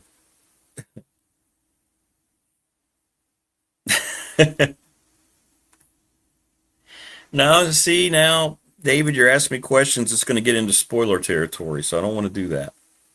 I'm just giving generic overviews. If I get into more details, it might happen Thursday on Pop, and I'll say, okay, here come the spoilers, and I'll put spoiler alert on the screen, and then you can just, prepare yourself. And you may not care enough. It may not matter to you.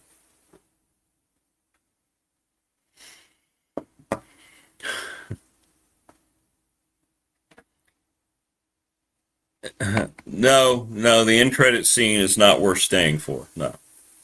It's silly, actually. But I can't talk about that either. So, Todd Grantham comes up in about 20 minutes. Looking forward to that. But good stuff. But go see it. Have a great time. Always having a great time is this gentleman, Jonathan Sweet. Pulaski County Sports Entertainment, our title sponsor, that will continue on here in year 2. We're excited about that. And look, you know why he's smiling? Because he was out on the lake all weekend. What's up, brother? How are you? I'm exhausted, Rick. I'll tell you how I am. I bet you are. I played a lot. Talk about it, man. How was it? You played a lot. Well, I know a lot. Yeah, to give us a rundown. I know how excited you were. Congratulations, man. I know you had folks coming from all over the country to Claytor Lake this weekend. We did. The American Jet Sports Association was back, and they were back in a big fashion. We had a great time with these guys. Racers, professional racers from all over the country were in. But Friday, we started with a corporate challenge. Would love to have had the big dog out there racing some jet skis. We had a call out. Yeah. We had the call out this year where we of course competed as teams to raise money for ACE, Access to Community College Education at New River Community College. But we had call outs where we had individuals call other individuals out for some bling, some big hardware around the neck if you won. And I got to say, Rick, got to brag a little bit. I went 4 for 4 this Friday. Hey, of course you did. Of course you did. It was a great time. We raised some money for ACE.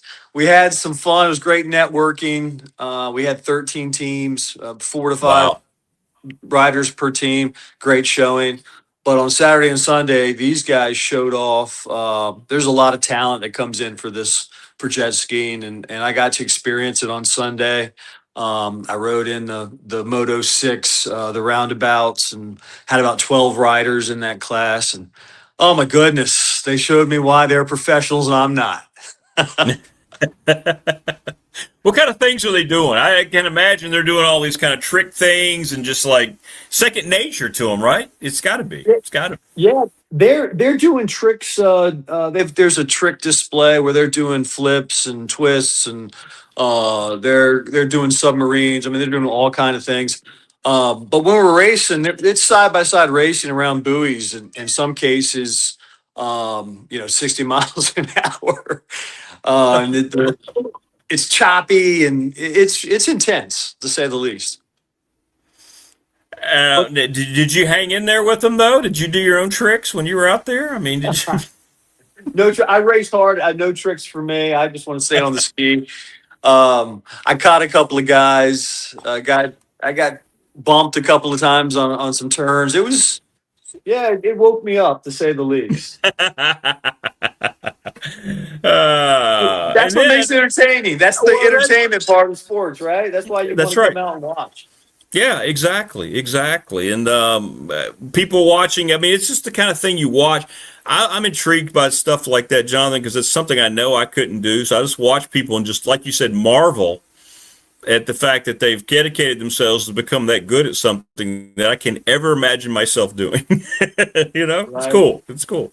Absolutely. It's like experiencing the oval, going around the track's pretty, anyone can do it pretty much, going around the track pretty fast. But when you put other cars around the track with you, it changes the dynamic. Same thing with jet skis. Got a lot of respect for these guys. The state park was great. The community college was great. Tim Miller and his team, Erica Tolbert, everybody, you talk about a sophisticated operation. It went off without a hitch. No one got hurt, and it was just good, clean fun. And yeah, we raised some money. Good. Well, congratulations, man. That was a big deal. We've been talking about leading up to it, and that's awesome. And then they're here, the River Turtles, sneaking in the back door right there, playing for a championship on the weekend, too. They didn't come through with the dub, but, man, what a great finish of the season. They had more momentum for Pulaski County.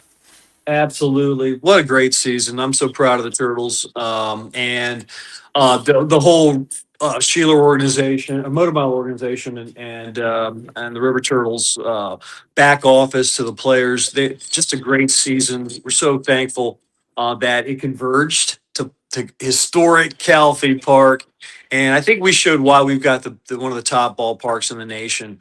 It just hosts games like that so wonderfully.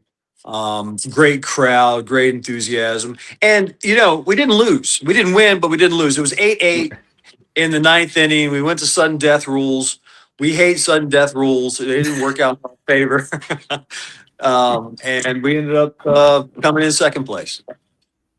What are along those lines? Because I saw the score. What sudden death rules did they have in an 8-8 baseball game? Right, it's an 8-8 baseball game. So that sudden death rule, they put one runner on first base, and if they can hold the runner from scoring, you get 3 outs, then the game is over. So we lost the coin toss. We had a runner on first. They held us, and they won. So anticlimactic. I know you were expecting something a little more exciting. The game was amazing. There was 23 hits in the game. 8-8 finish score. I mean, you talk about exciting. Several home runs. Proud of the Turtles. They played hard. Did they explain why they just don't play extra innings? I mean, No, it's the last game of the year, right? They will explain. We want to know why. No, it eventually the game has to end, unfortunately. These guys got to get back to school. We've got to finish the night. And there's, I guess, noise ordinances to letting off fireworks. I don't know, but the game had to end. So, but what a great season! I'm not going to take anything away from the Turtles. We didn't get the hardware, but yeah, they deserved. They deserved to be co-champions, in my opinion. Absolutely, yeah, absolutely, yeah. Because like you said, it was 8-8. They didn't really lose, so Anyway, unfortunately, Rick, my opinion doesn't matter, but it is my opinion nonetheless. Well, I haven't visited with you since you and I did the walkthrough and then the video up at the Forge, and I'm telling you, man, I was blown away. I don't know, every time you turned around after you explained something, you probably saw my face. That's the genuine look people are going to have when this thing's ready to rock and roll. Yeah, I did. And then here you are going in every room, every nook and cranny, and here's John able to explain exactly how it's going to look. And I was just like, wow, that's crazy. But man, it's really coming along. It looked great. Yeah, you get to see the scale of that thing and then realize what we've got, what we can do with it. And we were just scratching the surface with what we're going to be, what I was explaining, because we don't know what we don't know yet, right? We get in there and we say, hey, we can use it for this too, and expand into this space and provide this offering or program. It's really a blank canvas. We're trying to envision what it can be. But until it's finished and we've got operations taking place in there, we understand what the demand of the community is, what the demand of the marketplace is, what our talent can produce. We really don't know the full depth of what that facility can yield. But what we do know is it's going to be enjoyed by every single age group. Every taste of athlete or of sportsmen or whatever, just fill in the blank. It's going to be so versatile. And then the operations far reaching into travel sports. Who knows what we're going to be bringing there, whether it's cheerleading or wrestling or boxing or, of course, basketball and volleyball. Those are easy. But we see pickleball and cornhole and who knows, maybe ESPN Ocho, right? We're going to have some of those types of activities in there because the facility sets up really well for that. Well, that's the thing. You're going to keep peeling back the layers of all the things it's going to bring and do. But then you think about it from a community standpoint, and that stuff's going to be present every day from the get-go. That the giving back immediately to people who want to come up and take care of themselves and get involved. That's exciting. It's two different layers in the same building, right? It's just two different opportunities, and that's what's great about it. So that's right. And what a lot of communities don't have, they might have I can't say they have a similar facility because nothing is like this. But say they do have a similar facility, what they don't have is the back office that goes with it. And so what we've been building is the infrastructure and the back office to really be able to enterprise this and commercialize this on the weekends that help generate the direct, indirect, and residual revenues that we need to afford really nice things and not burden our membership with costs and not burden our taxpayers with taxes, but to really cover the overhead and operations of the facility. And, we have a target. We want to be cash flowing in the black within 3 years. And we think that's very, very doable based upon our business approach. Yeah, 100%. And the way you explained it to me, I could see that happening even sooner, to be honest with you. We want to see that. Yeah, we want to get ahead of that. But yeah, we said 3 years, but we think it's possible that we get a little quicker than that. You saw that, Rick, when you were touring. Possibility started. Yeah, yeah. It's going to be the happy place for a lot of people. I can tell already. Like the people there who were working were happy. Just like, yeah, this is gonna be that place. You guys will love this. Rick got his steps in on that tour. So I did. he's just behind that microphone a lot. But let me tell you, he got his steps in when we toured that facility. We walked the whole thing. And the track area, it's going to be so people can. It's just I loved it. I love it. And you're going to be around cool atmosphere too. Which is what I like too. It just kind of encourages the walk along for people, especially if you're a little older, have that kind of energy around you while you're taking your walk. Those kind of things are subtle, but they're very important.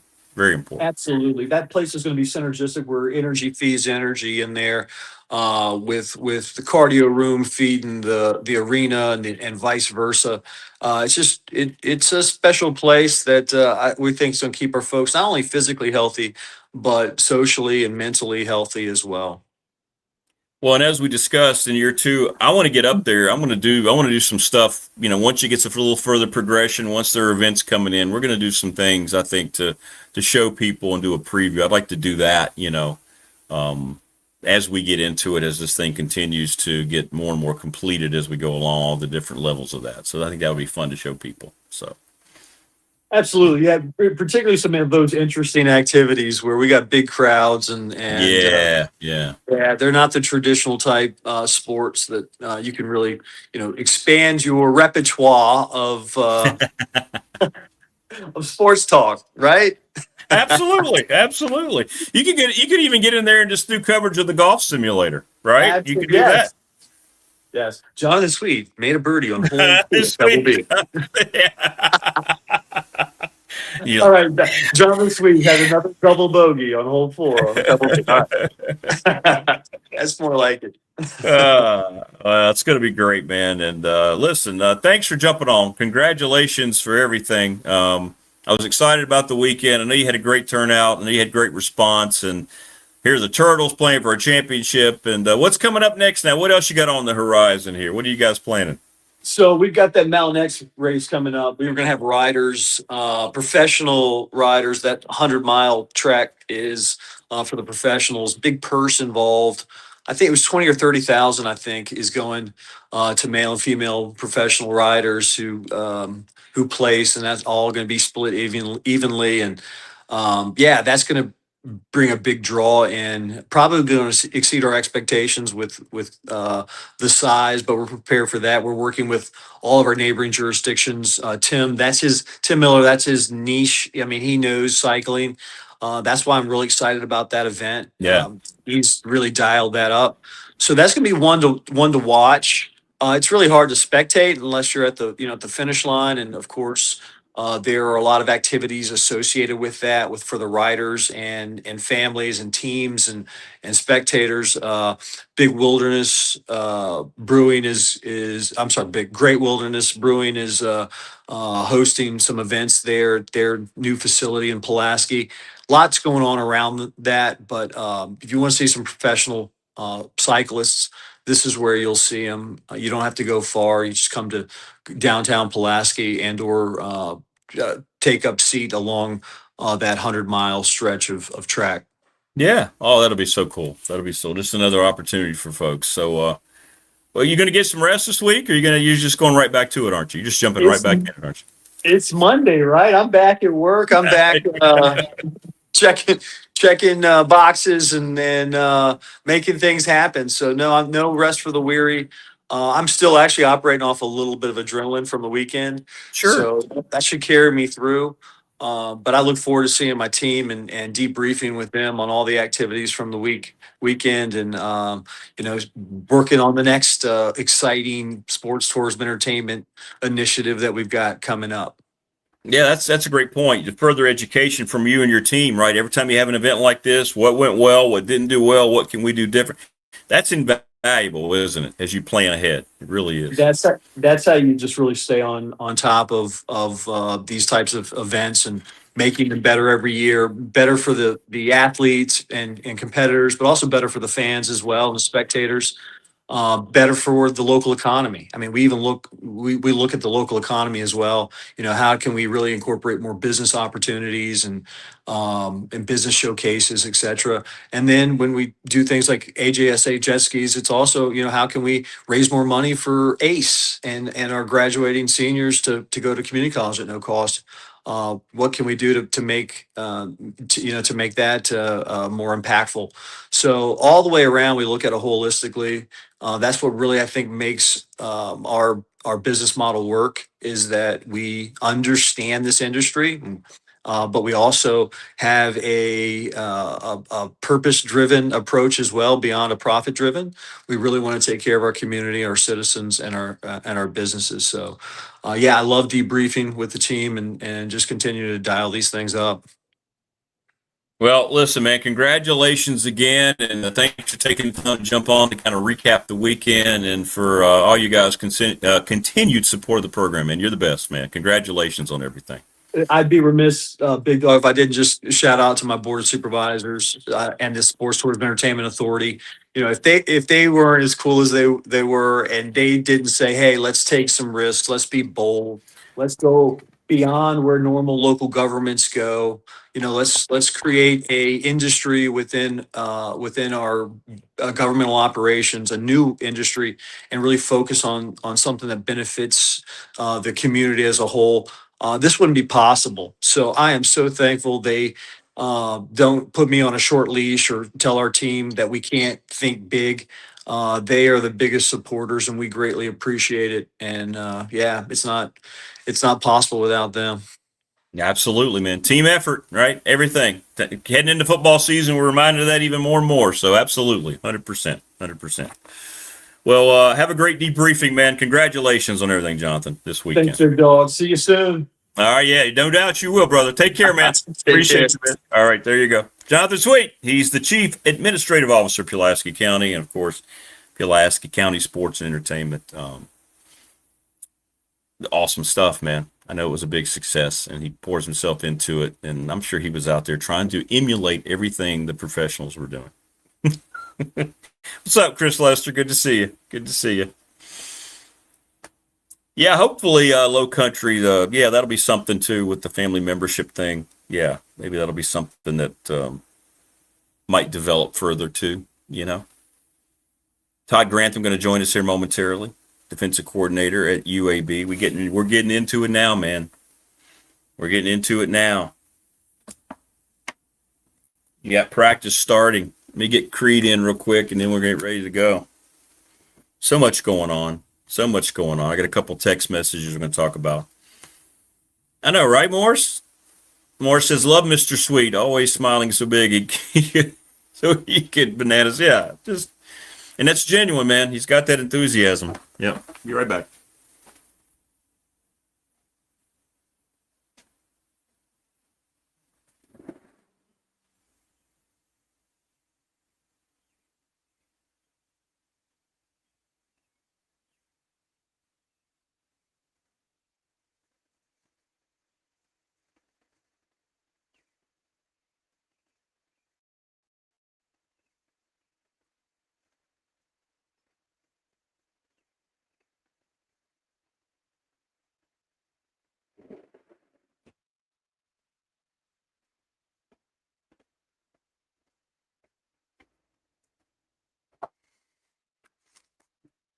All right, we made it. We made it. A couple text messages we're going to get into here from our Professional Door text line, which is popping as always. Professional Door, I hope you took advantage of their 40-year anniversary. You get $40 off your preventative maintenance. Hope you did that. Eric says, looking at the Tech schedule, I could see at least 8 wins. I know you had 7 and 5. Yeah, and I said that too. I'm not going to hedge on it. I did say 7 wins, but I could see 8 and 4. Now, Barry says he sees it differently. Rick, love the show. Try to catch it when I can every morning. Thank you, Barry. Appreciate that. I am one that could see Tech winning the first 4 games of the year, and then really honestly, looking at the schedule, you can make an argument they could lose 7 out of the 8. He goes, I can see 5-7 on the year. Well, you know what? I'm not going to criticize your opinion. I wonder if I can do it like this. Let's see. Does that work? No, I got to do it like this. There you go. So he's saying VMI, ODU, Maryland, BC could see winning those. And then I guess Stanford, Barry, is that the one you're looking at? Stanford being the other game that they could win, 5-7. If that's what you're talking about, I'm guessing that would be Stanford at home. Yeah. Hey, nothing wrong with that, Barry.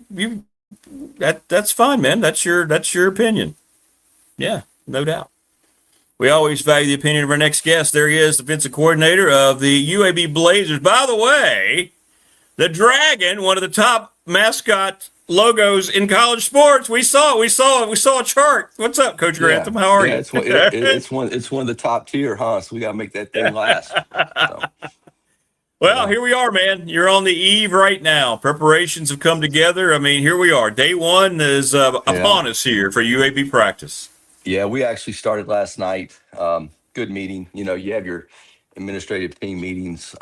It was really good. Just, I'd only been away from the guys for 4 weeks, but, that seems like an eternity when you're in what we do. But it was really good. In our team meeting, we kind of went over things as a team that are important.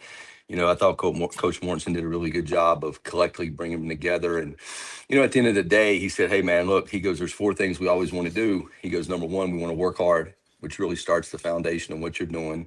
Next thing is you want to play hard. And then after that, you want to play smart, which playing smart entails discipline, okay, and, accountability and poise. You got to have poise, okay? And then the last thing is play together. And those were the things. And then, just the whole belief thing. Belief's a powerful thing. And, believe that we can do what our mission is as the season goes on here. And the thing with belief is, it's interesting is, and I'm a big believer in that, is there was a study one time, there was these doctors that took 2 groups of people and they were going to do sleep deprivation. Okay. So how you would function with only say 4 hours of sleep. All right. So they had 2 groups of people and basically the first group would do their daily activities. They got their 4 hours sleep, but they were told, hey, this is really going to affect your cognitive tests. Now they tested everybody before the actual testing got started for a baseline of where they are. And the first group, they would tell, hey, this is really going to affect you. You're going to struggle. And we're really negative with it. Okay. And then the second group, okay, they basically were like, this isn't really a big deal. It's not going to affect you. You're fine. You're good. Okay. So at the end of the study, they do a test on their cognitive baseline to see where they are relative to the lack of sleep deprivation. And which group you think did much better? The group that was told, hey, it's going to be fine. You're fine. They did much better than the other group, which just goes to the point, belief's a powerful thing. So if people believe in what you're doing, you can get where you want to go. So, we'll start today. We're going to start the process, work hard. We're looking forward to it. Defensively, this is like the 5th time we started, our whole installation schedule. And, just thinking about it over the summer, I kind of went with a thing. There was a book out and it's called Chop Wood, Carry Water. Okay. And really the idea of it is, or the core idea is ordinary repetitive is necessary with discipline and patience. In other words, fall in love with the process. Okay. Being faithful to the small things, like focus on the things you can control. All right. So the things you control are your effort, your conditioning, knowing your assignment, blocking, tackling, block destruction, stripped attempts, all those kind of things. The problem is those things aren't sexy in society. Okay. So they're not glamorous. Okay. But the work required to do those things is pretty monotonous.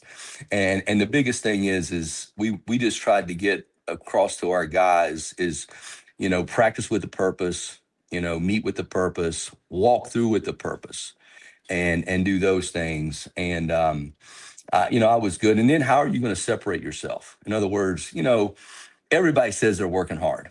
Some people do work hard. Okay. Some people say they work hard. Maybe they don't work hard as others. But in other words, how are you going to separate yourself from people that do work hard? In other words, okay, I'm going to work hard, but what am I doing away from the building to make myself a better player? In other words, I need to stack nutrition, hydration, and sleep. Rest is very important. So your ability to stack those things on top of your hard work allow you to separate from somebody else. Okay. Well, the other thing is in practice, we give a lot of guys reps. All right. So you may only get 4 reps a rack. So that means there's 8 other reps in that rack that you're not getting. So are you going to be on the sidelines knowing the call and mentally taking the rep? Or are you just going to be bullshitting over here and not listening? And the way you get better is you mentally take the rep so that when your time comes, you can go perform, because it's all about performance. And really at the end of the day, my whole thing to them is how good can we be? Okay. How good can we be? And that's what camp is for.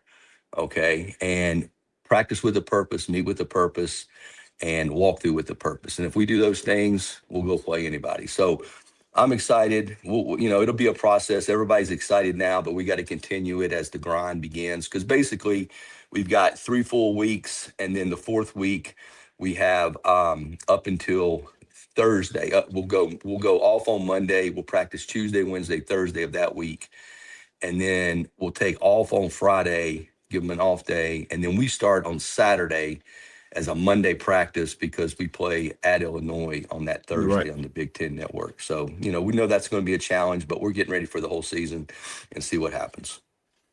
Well, and you mentioned sleep, and we just had during our all-staff meetings, our team doctor was showing us all these researches about the sleep and how teams' improvement is sometimes tied into the amount of rest that the players are getting, right? You're right. It's something it's crazy. It's crazy. I mean, I've seen it at all level. I've seen guys in the National Football League, if you look, like you could take the bottom of the roster and you could take the last 10 guys on every roster, and you could go out in the United States, and I could find 50% of the people that would be as good as those guys. Okay. The difference is those guys did something to separate themselves from those people. And that's taking care of yourself, taking care of your body. And sleep is one of those things. Mike Gentry back in the day, he used to say that was when you grew, he was really right. Back when you were, lifting hard and all that, he goes, now's the time to grow. So you're growing as you rest and everything. So there's something to it. And you just got to be able to take advantage of all that stuff. So we're excited. We're looking forward to it. We just got to get ready to go. What are and I don't know the rules. What are the rules that are in place? We talk about the NFL; they barely have any contact. Is that something that's up to each school, or what's the deal? How do you guys approach all that? So they have an acclimation period. So like today, we're only in helmets. Tomorrow, we're in helmets. The 3rd day, like you can add. So you add something every so often. So the first 2 days are helmets. The 3rd day is shoulder pads. So you put the shoulder pads on. 4th day, shoulder pads. 5th day, full gear. Okay. And then you're acclimated from that standpoint. So I really like our schedule because the way we're going to do it is we're going to go Monday, Tuesday, and we'll go hard. And then Wednesday is an off day. Now they'll still lift on the off day and part of this is to maintain your strength. So we have our lifting schedule built in to our training camp, and we'll continue to do that. But for example, we'll practice Monday, Tuesday, Wednesday will be an off day. And on the off day, we'll actually lift, we'll actually meet, and we'll do walkthroughs and have recovery. And then we'll go 3 hard days. Because if you really think about it, you don't go 5 hard days in a row in football. Okay. Yeah. You don't go. Once you get into the season, Monday is really a light day. You got 2 full days. You go Tuesday, Wednesday are your work days. Thursday, you slow it down. Some people take it off. Other people lighten it up. But whatever you do, it's not full. And then Friday before the game is light, and you play the game. So you're only into 2 full days of hard days, even when the season starts. So to go 5 days in a row, like we used to do, probably is not the smartest thing in the world, from that standpoint. So we're going to go Monday, Tuesday. Wednesday will be an off day, more of a recovery day, mental day. And then we go Thursday, Friday, Saturday, and we'll get after it. And then Sunday is completely off. Okay, so Sunday is your off day. You're completely off. You rest, you recover, and then we'll crank it back up on Monday. So we'll do that schedule for 3 weeks. And then the last week, because we're going to have a pretty good scrimmage that last week, we'll actually give them two days off. You know, there is scientific evidence that, you know, the amount of time off after a game, you know, 48 hours is important. So we'll give them 2 days off. Yeah. That last week to recover, and then we'll have actually have 3 light practices that week, only about an hour and 30 minutes on Tuesday, Wednesday, Thursday, and that's when we'll transition more to scout team stuff. You know, maybe there's an opponent that we want to work on that we won't see for a while. We'll do that, or something maybe we didn't get from our offense. We'll do that in our scout team periods, and then we'll focus a little bit on the first game within those, and then we'll take a day off for the players, and then that Saturday we start our Monday schedule for the opening ball game. Well, it's funny you brought that up, 'cause I've asked you before, but I had a text message about that. When do you start thinking about Illinois? So it's early, or you get in there pretty quickly, don't you? So we've already did the game plan for them, and a lot of the things that we'll do are a part of our core of what we'll do. So we've already done that. So like that last week, I may take either 1 or 2 of the days and start them. I mean, you know, there's a lot of carryover in college football with offenses. So if there's anything unique that maybe we don't get from our offense, we'll do that. But we'll just continue to work and improve and get ready to play. And I've asked you that before, but it's unique now, especially for a first opponent with the portal and everything, right? I know the coaching staff's still there, so that helps, but it's kind of a little different thing, isn't it, with personnel and so forth? Yeah. So, you know, you got to really, you know, that's where the PFF really comes into play. So, for example, let's say you have a player that played somewhere else, you can go to PFF and make a highlight tape of him and maybe scout the things that he does well, you know, as far as maybe his speed, his ability to catch the ball, his ability to make explosive plays, those kind of things. So you can implement that to kind of understand the kind of player they have and how they may utilize him. So, you know, you'll do that for all the positions. You know, you can do the same thing with an offensive lineman. You can look to see how, you know, he sets, or things that, you know, maybe give him trouble, or things that he does well. And so you kind of scout those guys individually and put it a part of the system that you're getting ready to face. How important, Micah asked, good question, Micah. Thank you on the text line. How important is it, Coach, to have energy from the staff so the players see how energetic the coaching staff is starting camp? To me, that's the whole thing. I mean, I create energy at practice. I also create controversy, and I'll create issue. I mean, you got to be demanding. Like I told my guys, look, I love these guys, right? But football is a hard sport. It's a tough sport for tough people. And there's going to be some point that you're going to have to go stop them. Okay. Well, you're going to be built for that moment. Okay. Well, to build you for that moment, we got to put you in those situations. So it's kind of like you got to sometimes put them under duress.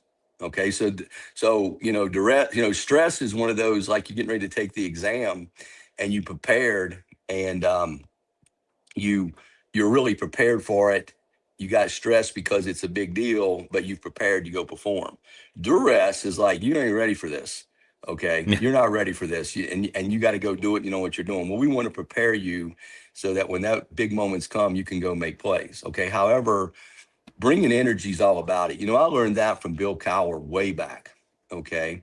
I mean, when Bill Cowher was, you know, younger, you know, coaching, and I listened to him speak at a clinic, and he's like, if you have negative practice, if you have negative energy at practice, look to yourself first. Okay. And I've always been a big believer in energy. So as coaches, we're going to create energy and positive vibe, because that fuels players, you know, but at the same time, it allows you to coach them hard, which means now I can correct them and get them to where we need to be on other things. So I think it's just a relationship thing, but I do think positive energy is important. And I think that your ability to show that is important in the relationship you have with your players. Yeah, 100%. Well, getting off the field, the madness of the NCAA continues with this whole 5-for-5 ruling. The judge, and then the judge saying they're not really sure. They had to clarify. I mean, this whole thing is you can't make up how badly they're trying to mess this all up. So here's all. So number one is I'm tired. I don't care because I got my guys. Got your guys. I got my guys. We're gonna go play. Spot the ball. We're gonna go play. So I really don't care what the rules are. But here's a couple things. Is number one is now you've pigeonholed the player coming back, because if you say, okay, that they thought they were ineligible, now they can't go anywhere. So basically the team that they're locked into can say, this is all we're going to give you. Okay, so they can lock you in that way. Okay, that's number one. Number two, most teams already have their rosters done. Okay, so therefore you're going to have to cut somebody. Well, if you cut somebody, that person that gets cut doesn't have access to another team because the portal's closed. So those are just two little things there. And you're supposed to have a salary cap, which most people would be, close to that number anyway. But because of this CSC and NIL and, all of that, you can work around that. So there's ways around that rule because people are doing it right now. So you can get around that rule. But I'm just saying, you know what? I mean, I looked at it when I first saw it, but I really didn't care. I mean, I got my guys. I'm ready to roll. So we're starting practice today, and this is who we're going with. And that's the mindset I took, and we're ready to go. So, yeah, it's, it just goes to show you that, you need to let confident people be in charge. Exactly. What a concept, right? What a concept. You think this thing, it's going to be take two, Stanford trying to get a players union collective bargaining thing going. You think that's going to have any legs whatsoever? And would that benefit the players at all? I don't even know if it would. Well, I don't really. I mean, first of all, they tried to get players unions back when I was playing for Bill Dooley at Virginia Tech. That whole thing started. There was a guy that came around and talked to us. And I mean, that's been going on since the mid 80s, as far as player unions go. I don't think anything will happen with that from that realm. Eventually, there might be some kind of collective bargaining, which means you're now saying the players are employees. And then how do you go about that? But I don't think from strictly having a players union, I don't think that'll happen anytime soon. I mean, that's been going on since the mid 80s. Yeah. I think it's just it gets reported as a story, but there's no legs or any kind of plan for it to go forward. Yeah, it's not, which is very, very strange. Your league getting a lot of love, right? You talked about this league. Your conference is really good, isn't it, from top to bottom? Yeah, it's really good. I mean, if you look at it, I mean, the amount of guys that leave this league after being starters in this league is really, really high. It's like 78%. So, and they go to Power Four. So therefore, it's like the commissioner said, hey, we're a developmental league. Okay, that's really what we are. So I think you got to look at it that way and understand and where you are and continue to grow, because, guys develop later. What happens is you end up getting the guys that maybe were a year behind. Okay, and then all of a sudden now they developed, or for whatever reasons they weren't recruited. They go lower level, they shine, and now they bump up and they can have the opportunity to shine again. So what it does is it creates opportunities for people to showcase their talents. And there are a lot of talented people in this conference. So we know that's going to be a challenge, but we're certainly looking forward to it, and see what happens. I love that self-awareness, Coach, coming from the top of the conference, right? I love that because everybody understands that's what that is. And if we just had more of that in college sports, it would be more successful than it has been, or at least seem like there'd be less chaos. You can't hide it. I mean, if a guy does really well, he's probably going in the portal expecting to be compensated more. So you just have to understand that and be ready to manage it the best you can and move on. So that's where we are. So our big focus is getting our team to play, giving us the ability to go out and perform at a level that makes ourselves proud and other people too. So we're excited about getting started today and, what we can do this year. One more, Coach, we'll let you go. Tim asks, Coach, how tempted are you every practice to put a helmet on and get out there with the guys and hit with them a little bit? What's that? That ship sailed a long time ago. Like I'm not that. You're not looking to do that, are you? I'm not looking for that. Just like just like you always have scuffles and you try to minimize that thing. We have a really good rule. If a scuffle breaks out, you grab, and because this is really what happens in a game, right? Is in a game, it's always the second guy that gets called. Not the first guy, it's the second That's guy. right. That's right. So we actually have a rule that I like, that if something happens or breaks out, you're only allowed to grab your colored jersey and you pull them to your sidelines. That's it. You don't grab anybody else. You don't touch anybody else. You grab your colored jersey. And we actually practice that because everything you do is a habitual trait. It's a habit. So we have that built in. And we don't have, you might get a little scuffle here and there because, you get tempers flare and competitive, everybody's competing and all that. But you gotta have a system in place. So that is actually our system. And we have a process to handle that, because in the game, you got to handle it. Well, ours is pretty simple. You can only grab your color jersey and you can only pull them to your sidelines. And then that handles it. Anything else, you're wrong. So that's how we handle that. Yeah, because you're exactly right. No matter if you think you're in the right, you want to defend your teammate at all costs. Chances are the official's going to see it differently, and you're going to hurt the team. And now with replay, they can get everybody. They can go back at it. So it's not worth it. All you're doing then is really hurting the team. So that's where everybody's got to understand that you're not bigger than the team. We have a team concept. So that's our rule: is you grab your color jersey and you pull them to your sidelines. That's it. Anything else, you're wrong. Yeah, I like it. Well, great stuff as always, Coach. I told you this a few days ago, but I've had so many people say, you think you know more about football, and then you listen to Coach Grantham and you get educated every time, man. So people, it's really cool. You taking us inside all the different levels, from the highest level, the NFL to college now, what you're doing at UAB, man. It's really cool. It's really cool. Well, we're looking forward to it. We're looking forward to having a really good year. I'm excited about our guys. I like their attitude. They work hard, and we just got to go now perform. So that's what the next 3.5 weeks are for. Yeah. Get out there and do it. Exactly right. All right, man. We will catch up and have a great day today and a great week. First week of full practice, man. All right, bud. You guys take care. See you. Bye-bye. All right, you too. There you go. That's defensive coordinator of the UAB Blazers, Todd Grantham, joining us here on the program. Thanks for all the comments. Thanks for all the questions. Yeah. He's sandbagging a little bit, Brandon. He could get out there and he could do a couple of drills. Hardest I've ever been hit in my life, that guy. He was very nice about it.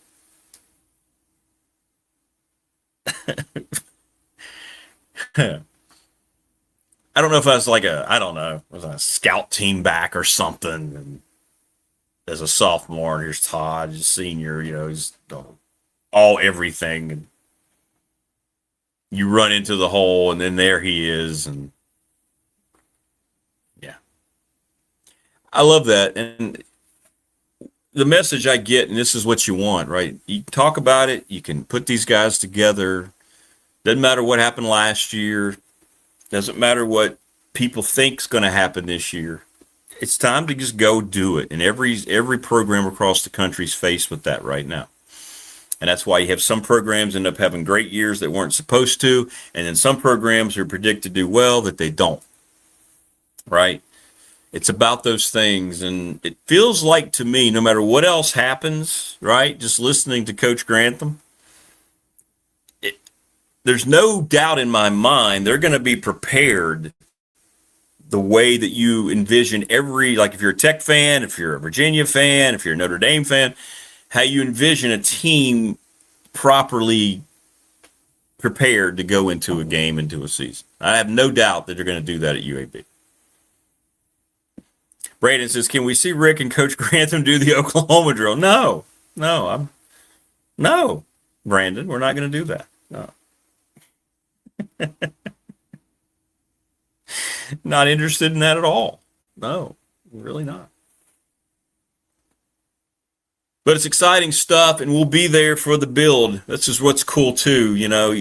Many people here probably don't ever even consider University of Alabama Birmingham football, right? But now we've got a direct link. We've got one of our own up here from the New River Valley. We've got a Virginia Tech Hokie who played for Bill Dooley, who started for 2 years. We got all the connections to the state. We got all the guy who's been in the NFL and college football's highest level.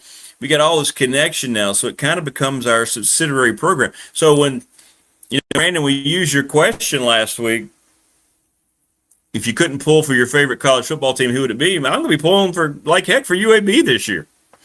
I don't know about you, but I'm going to be watching that Thursday night opener on the Big Ten Network against Illinois. And I know they're going to have their work cut out for them in a game like that, but let's just see how they handle themselves, right? We got guys we know that know what the hell they're doing, right? That have evaluated this team. Coach Grantham, Phil Elmassian, right? Coach has gone through the whole personnel, all the new players. Honest assessments. So it's going to be fun. We're going to watch James Franklin's first team develop.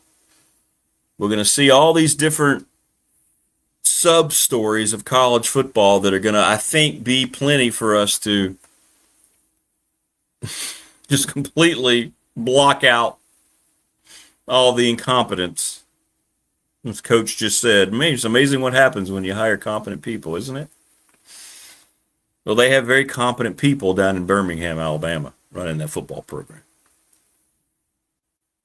And Coach Mortensen, I think, is a terrific young coach. By the way, he is the son of the late NFL reporter Chris Mortensen, one of the best to do it. So football has been part of his life since he's been able to even know what sports was. There you go. Brandon's, yeah, exactly. We're going to be pulling for him. I get that. Yeah, Cook Tech, your alma mater, JMU, and now UAB. Boy, you would have been, just think if JMU would have stayed on the schedule, Brandon, that opener.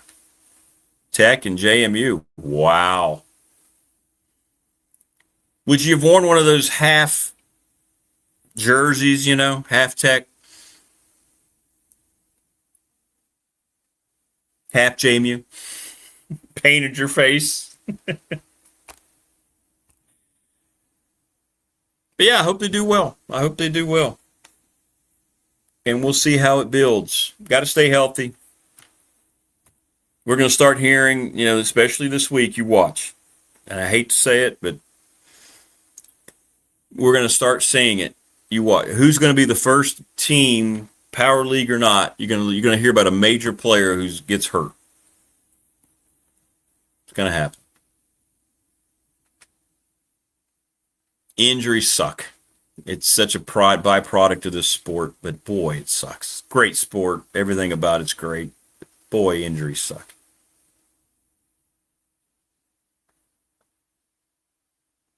Just like when Radford men's basketball played at JMU. That's right. When you were working at Radford, I won a good game and remained neutral.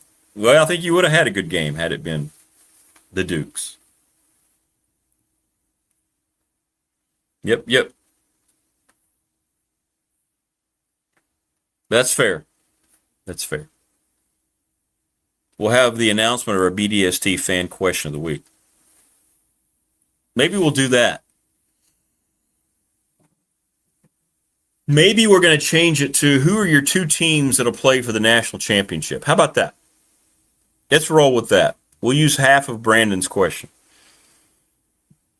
Our attorney, Ryan Pry, BDST fan question of the week.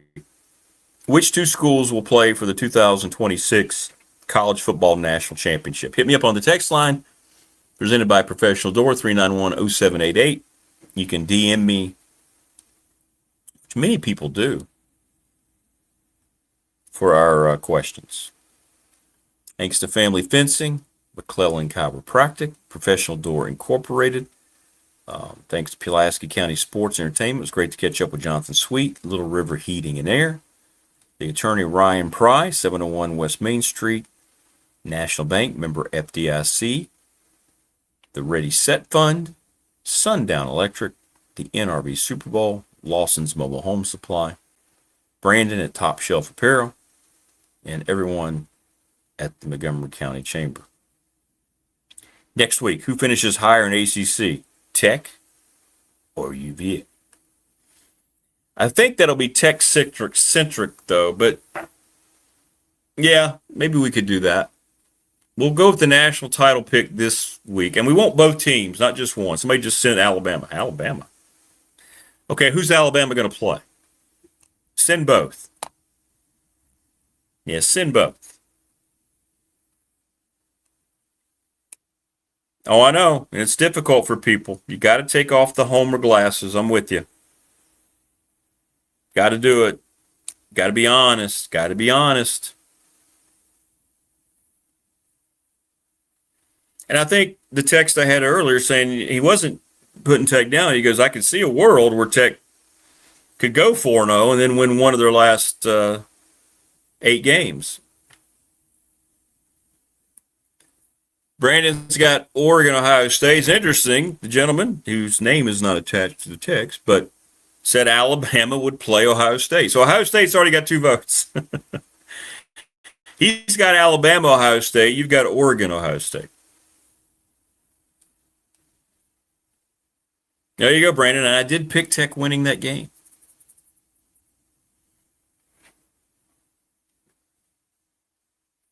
UVA has a lot of advantages schedule-wise again in its favor for the second straight year. Who they avoid, we'll get into that tomorrow. Don't really have time today, but we'll get into that some tomorrow. We'll look at the UVA perspective.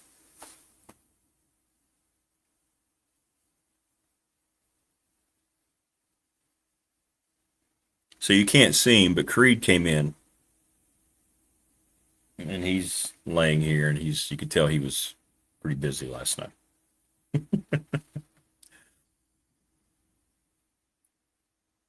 Not sure where the voting is, but Vols, and if Tech starts 4-0, there's no way they only win one more. Yeah, I agree with that, Low Country. Because you feel like momentum, right? You get a lot of confidence. You win a lot early, it can change the whole mindset and approach of a team. Just like losing can do the same. I'm with you there, Low Country. UVA has Glenver and Carroll County on their schedule. No, I didn't see that. I didn't realize it.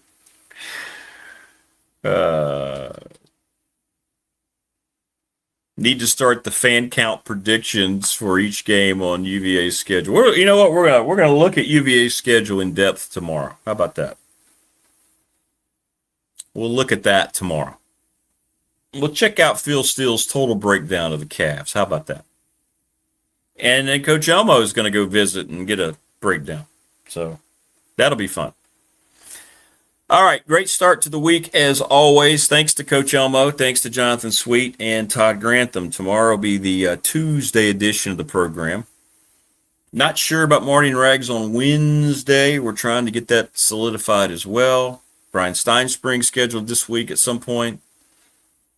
Somebody else. We got a lot going on. Thanks to all of our great sponsors. Thanks to you, best viewing audience on YouTube. Hope we made the start of your Monday and another work week go a little more smoothly. And we'll see you on the Tuesday edition. Take care, everybody. We'll see you.